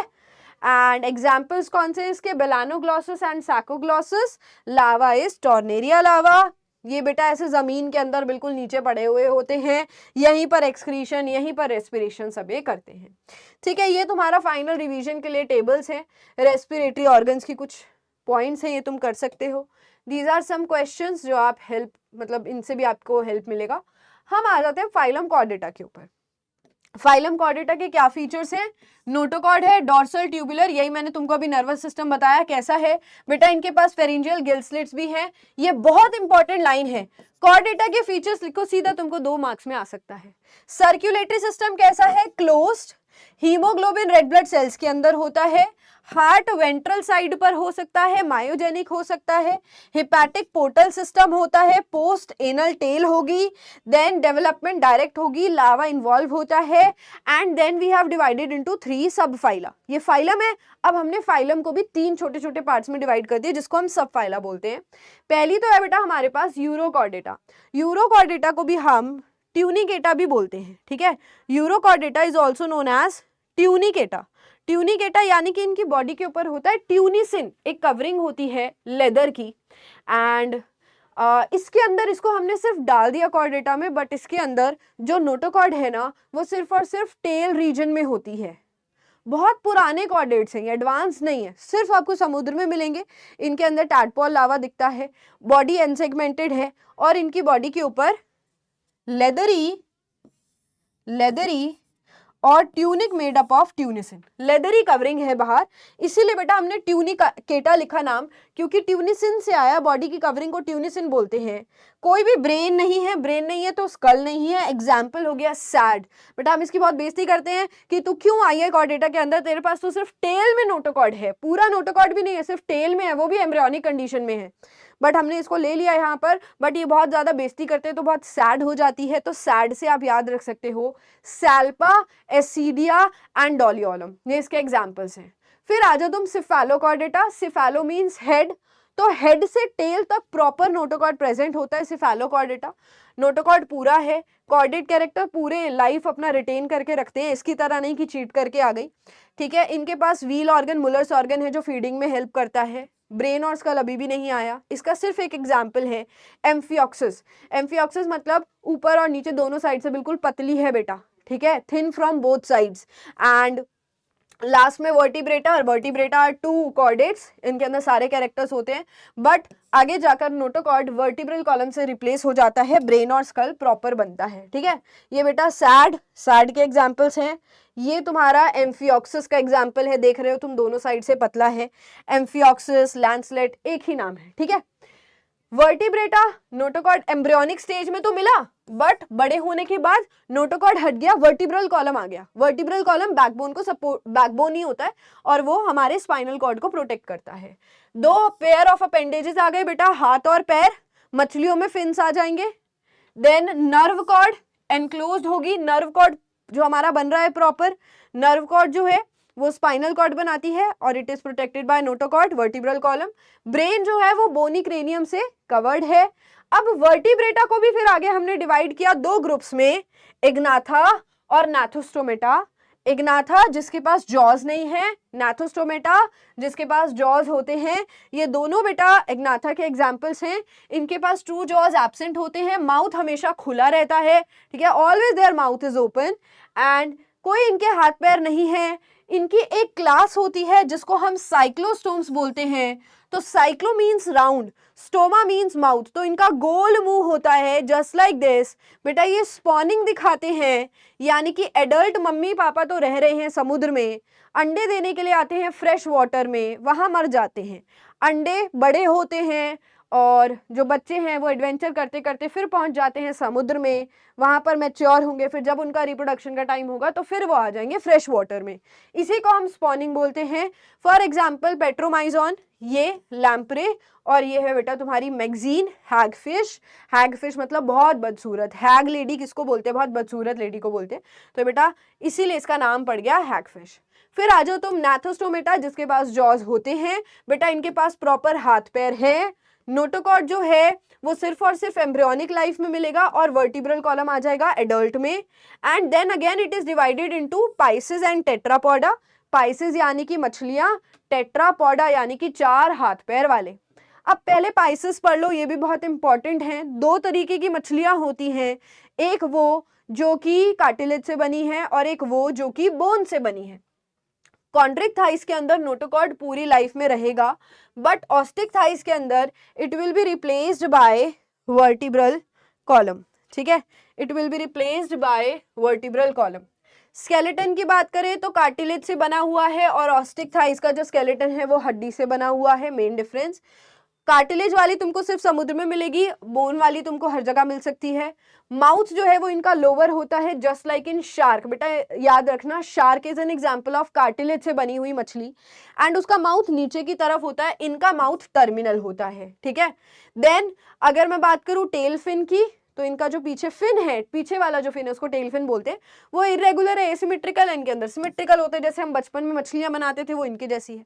गिल स्लिट्स इनके पास 5 से 7 पेयर के होंगे, इनके पास 4 पेयर्ड हो सकते हैं। ओपरक्यूलम गिल का ढक्कन, गिल्स का जो कवरिंग है, इनके पास गिल्स की कोई कवरिंग नहीं है, इनके पास गिल्स की कवरिंग है। बेटा जैसे शार्क की अगर मैं बात करूं, ठीक है, तो शार्क में ना एक छोटा सा ऑर्गन होता है, वो पीनिस की तरह काम करता है, जिसको हम क्लैस्पर बोलते हैं, मेल्स में ही होता है, रिप्रोडक्शन में हेल्प करता है, ठीक है। ये क्लैस्पर क्या करेगा, ये फीमेल रिप्रोडक्टिव ऑर्गन को ना ओपन करने में हेल्प करता है बेसिकली। एंड यहाँ पर एब्सेंट है छोटी मोटी मछलियां, इनके अंदर ये सब नहीं है। प्लेकॉइड स्केल्स, बेटा कुछ इस तरीके से इनकी बॉडी पर स्केल्स प्रेजेंट होते हैं, इनको हम प्लेकॉइड स्केल्स बोलते हैं। बट अगर हम छोटी प्यारी मछलियों की बात करें हड्डियों से बनी हुई, उनके पास साइक्लॉइड स्केल्स हैं, या फिर इस तरीके से टिनॉइड स्केल्स प्रेजेंट होते हैं। एयर ब्लैडर शार्क के पास नहीं होता, तो हमेशा बेटा बेचारी हमेशा स्विम करती रहेगी, इनके पास प्रेजेंट होता है, तो अगर थोड़ी देर ब्रेक भी ले लें तो जिंदा रहेंगी, डूबेंगी नहीं। एग्स, ये विविपेरस है बेटा, ये ओविपेरस है, मतलब शार्क को जन्म देगी, बट ये हड्डियों वाली जो फिशेस हैं वो छोटे मतलब बेसिकली अंडे देंगी, ठीक है। फर्टिलाइजेशन इंटरनल है, इनकी फर्टिलाइजेशन एक्सटर्नल है। Then these are some examples जिससे आप पिक्चर से बहुत अच्छे से एनालाइज कर सकते हो। माउथ इनका टर्मिनल हो गया, ठीक है। शार्क की फोटो अगर हो तो मजा ही आ जाए, बट नहीं है यहाँ शार्क की फोटो, कोई नहीं। तुमको यहाँ पर बेटा ऐसे फेरेंजियल गिल स्लिट्स दिखेंगे, यहाँ पर एक इसके पास ऑर्गन होगा क्लैस्पर, इसका माउथ देखो नीचे वेंट्रल है और इसका माउथ टर्मिनल है, ये एयर ब्लैडर है, ये बोन्स है और ये कार्टिलेज से बनी हुई इनकी बॉडी है शार्क की। नाउ सब examples of Chondrichthyes. Scoliodon dog fish, इसकी बेटा डॉग जैसी स्मेलिंग पावर होती है। Pristis, saw fish, Carcharodon, great white shark, Trygon, stingray, है ना, ये जहर रिलीज करती है। इलेक्ट्रिक रे बेटा शॉक देती है। इसका ट्रिक एक छोटा सा याद करने का क्या बन सकता है, प्रिस्टिस प्रिजन से याद रख सकते हो, प्री से प्रिस्टिस, बाकी ऑन वाली हैं ट्राइगन, स्कॉलियोडॉन एंड कैरकैरोडॉन। आगे आ जाओ, ऑस्टिक थाइस के एग्जाम्पल कौन कौन से हैं, एक्सोसीटस flying fish, hippocampus sea horse, रोहू, कैटला, मगूर, ठीक है, एंजल फिश, ये सब इसके अंदर आती हैं। यहाँ पर एक डायग्राम है जो तुम लोग बना सकते हो कि कौन सा फिन कौन सा होता है। ऊपर वाला पेक्टोरल, नीचे वाला पेल्विक, यहाँ पीछे वाला बेटा ऊपर वाला कॉर्डल, टेल फिन है ये, पीछे की तरफ कॉर्डल, नीचे की तरफ एनल फिन, आगे वाला डॉर्सल फिन। जो फ्लाइंग फिश है वो पेक्टोरल फिन की हेल्प से ही फ्लाई कर सकती है। फ्लाई से मतलब बिल्कुल बर्ड्स की तरह उड़ रही है बेटा, फ्लाई करके पानी से थोड़ा बाहर आ जाती है। अब आ जाओ टेट्रापोडा, यानी कि 4 हाथ पैर, है ना, 2 पैर 2 हाथ वाले यहाँ पर ऑर्गेनिजम्स दिखेंगे तुमको। सबसे पहले आ जाता है इसके अंदर एम्फीबिया। एम्फीबिया पहले वर्टिब्रेट्स हैं जो पानी से बाहर निकल गए, लैंड और पानी दोनों में रहते हैं। इनके पास पेंटाडेक्टाइल यानी कि 5 उंगलियां हैं, ठीक है, और गर्डल्स, शोल्डर्स इनके बहुत अच्छे से डेवलप्ड हैं। इनका हार्ट 3 चेम्बर्ड है। साइनस वेनोसस एंड ट्रंकस आर्टीरियोसस इनके अंदर देखने को मिलता है, जो हम फ्रॉग में पढ़ते हैं। इनके रेड ब्लड सेल्स में न्यूक्लियस होता है और कोल्ड ब्लडेड होते हैं, यानी कि ठंड में और गर्मियों में ये शेल्टर में ही रहेंगे, घर से बाहर नहीं निकलेंगे, जैसे फ्रॉग सिर्फ बारिशों में बाहर आता है। रेस्पिरेशन ये स्किन से भी कर सकते हैं, लंग्स से भी कर सकते हैं और गिल्स से भी कर सकते हैं, ठीक है। इनके पास किडनीज होंगी और मीजोडर्म से डिराइव्ड हैं, तो किडनीज आर मीजोनेफ्रिक। सेक्सेस अलग अलग हो सकते हैं, फ्रॉग और फ्रॉगनी अलग अलग होगा। इनके पास एक स्पेशल स्ट्रक्चर होता है क्लोएका, जो हम फ्रॉग में डिटेल में पढ़ेंगे बेटा। फर्टिलाइजेशन इनके अंदर एक्सटर्नल होगी, यानी कि मेल फीमेल दोनों अपने अंडे और स्पर्म्स पानी में देंगे। डेवलपमेंट इनडायरेक्ट है और टैडपोल लावा बनता है, ये इसके एग्जाम्पल्स हैं। अगर तुमको स्कूल में कराया गया है तो इसके कुछ ऑर्डर्स भी हैं। एपोडा, जिसके कोई हाथ पैर नहीं होते, इसको हम लिम्बलेस एम्फीबियन बोलते हैं। यहाँ से 1 वर्ड का क्वेश्चन बनता है। Ichthyophis is an amphibian and it does not have anything, it looks like a worm but it has nothing else. बेटा इसके पास हेड नहीं है, टेल नहीं है, लिम्स नहीं है। एक्सेप्शन है, लिख लो, लिम्बलेस एम्फीबियन। यूरोडेला, जिसके पास बेटा हेड है प्रॉपर, ठीक है, और हेड प्रॉपर इसके अंदर फॉर्म होता है, जैसे सेलेमेंडर, छिपकली जैसी बड़ी सी छिपकली होती है। और एन्यूरा, एन्यूरा जिसके पास नेक नहीं होती, टेल नहीं होती, जैसे कि तुम्हारा फ्रॉग, ठीक है। राना टिग्रीना या फिर बूफो। रेप्टाइल्स पर आ जाओ। रेप्टाइल्स जो हैं वो टेरेस्ट्रियल वर्टिब्रेट्स हैं। रेप्टाइल्स की स्किन बहुत ज़्यादा कॉर्निफाइड होती है। ये एक प्रॉपर्टी दिखाते हैं जिसको हम एक्डाइसिस बोलते हैं, यानी कि अपनी स्किन को शेड करते हैं बेटा time to time. 3 chambered heart होता है, मेटानेफ्रिक किडनीज होती हैं। Ventricle is incompletely divided, but crocodile के अंदर 4 चेम्बर्ड हार्ट होता है। इंटरनल फर्टिलाइजेशन है, एग जो है वो शेल्स कैल्शियम से बने हुए शेल्स के अंदर एनक्लोज हैं। बर्ड्स जो हैं वो रेप्टाइल्स से ही इवॉल्व हुए हैं। बर्ड्स आर ग्लोरीफाइड रेप्टाइल्स हम बोल सकते हैं। और जो रेप्टाइल्स हैं उनके हाथ बर्ड्स के अंदर फेदर्स में बदल गए एवोल्यूशन के साथ साथ। इनकी स्किन पर फेदर्स होंगे, ठीक है, विंग्स में बदल गए इनके हाथ, और पूरी बॉडी पर बेटा फर है, फेदर है। स्किन बहुत ड्राई है, तो इनके पास पीछे की तरफ एक ऑयल ग्लैंड होता है। वो ऑयल ग्लैंड ये पूरी बॉडी पर रब करते रहते हैं। They are warm blooded just like mammals. इनकी बोन्स खाली होती हैं तभी ये उड़ सकते हैं। जॉ की जगह इनके पास बीक आ गई है। देन एलिमेंट्री कैनाल के पास 2 एडिशनल फीचर्स हैं। कौन कौन से? क्रॉप और गिजर्ड, ठीक है। क्रॉप क्या होते हैं? क्रॉप एक्स्ट्रा जगह है बहुत सारे सीड्स को स्टोर करने के लिए, और गिजर्ड से याद रखना ग्राइंड करने के लिए, बीज को, चीज़ों को जो भी ये खाते हैं उसको अच्छे से पीसने के लिए इनके पास एक ऑर्गन है, ठीक है। देन आगे आ जाओ। दे डोंट हैव रेक्टम, ठीक है, जहाँ पर फीकल मैटर स्टोर होता है वो इनके पास नहीं है। इनके पास स्टर्नम में आगे की तरफ एक प्रोजेक्शन होती है जिसको कील बोलते हैं बेटा।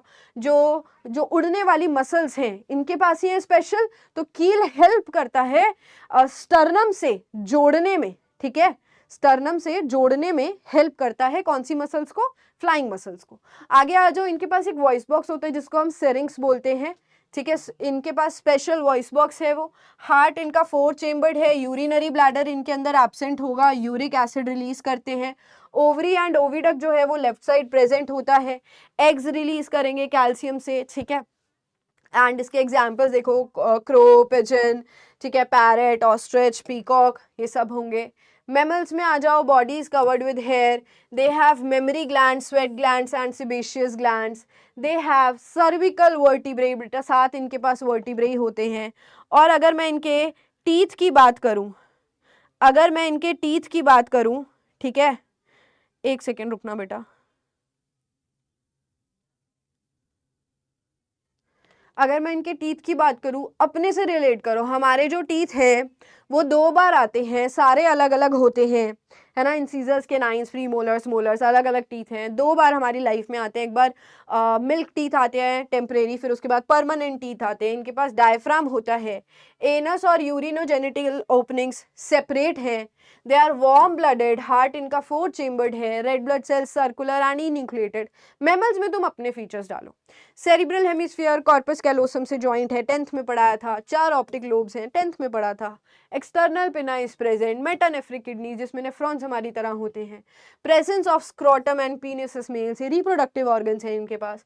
फर्टिलाइजेशन इंटरनल होती है, यंग वंस को जन्म देते हैं, बट कुछ एक्सेप्शंस हैं, जैसे कि प्रोटोथीरियंस जो कि एग देते हैं बेटा, अंडे देते हैं। एमनियोट्स यानी कि बच्चे के बाहर एक एमनियन लेयर होती है। एंड प्लासेंटल्स यानी कि इनके पास प्लासेंटा होता है, जिससे गैसेस और ब्लड के सामान का एक्सचेंज होता है मम्मी और बच्चे के अंदर। एग्जाम्पल्स इसके अंदर टाइगर, होमोसेपियंस, ठीक है, और एंग्यूटन, rhesus monkey, elephant, camel, Felis domesticus, cat. So ये देखो तुम्हारी सुंदर सुंदर फोटो मैंने यहाँ पर लगाई है। एंड दैट्स इट, ठीक है। ये चैप्टर हमारा अब खत्म हो चुका है। तुम्हें क्या करना है, अब इस चैप्टर की क्वेश्चन प्रैक्टिस करनी है अपनी बुक में से, और जो मैंने तुमको टॉपिक्स कराए हैं वही वाले क्वेश्चंस दिए करने हैं तुमको। हो सकता है तुम्हारी बुक के अंदर बहुत एक्स्ट्रा क्वेश्चंस भी दिए हों, बहुत ज़्यादा क्लासेस ऑर्डर्स के बारे में दिया हो, बट आपको जितना एक्स्ट्रा करना चाहिए था उतना हम इसमें कर चुके हैं बेटा। तो आप इसी के ऊपर बेस्ड क्वेश्चन प्रैक्टिस करो अपनी बुक्स में। अभी हम वन शॉट्स कर रहे हैं, सो इसमें भी कुछ क्वेश्चंस हैं जिनकी आप प्रैक्टिस कर सकते हो। अदर देन दैट आपके लिए बहुत कुछ यहाँ इस चैनल पर आने वाला है जिसको आप एंजॉय करोगे। मैं आपसे जल्दी मिलूंगी अगले वीडियो के साथ। तब तक के लिए अपना ध्यान रखो बच्चा पार्टी। Bye bye.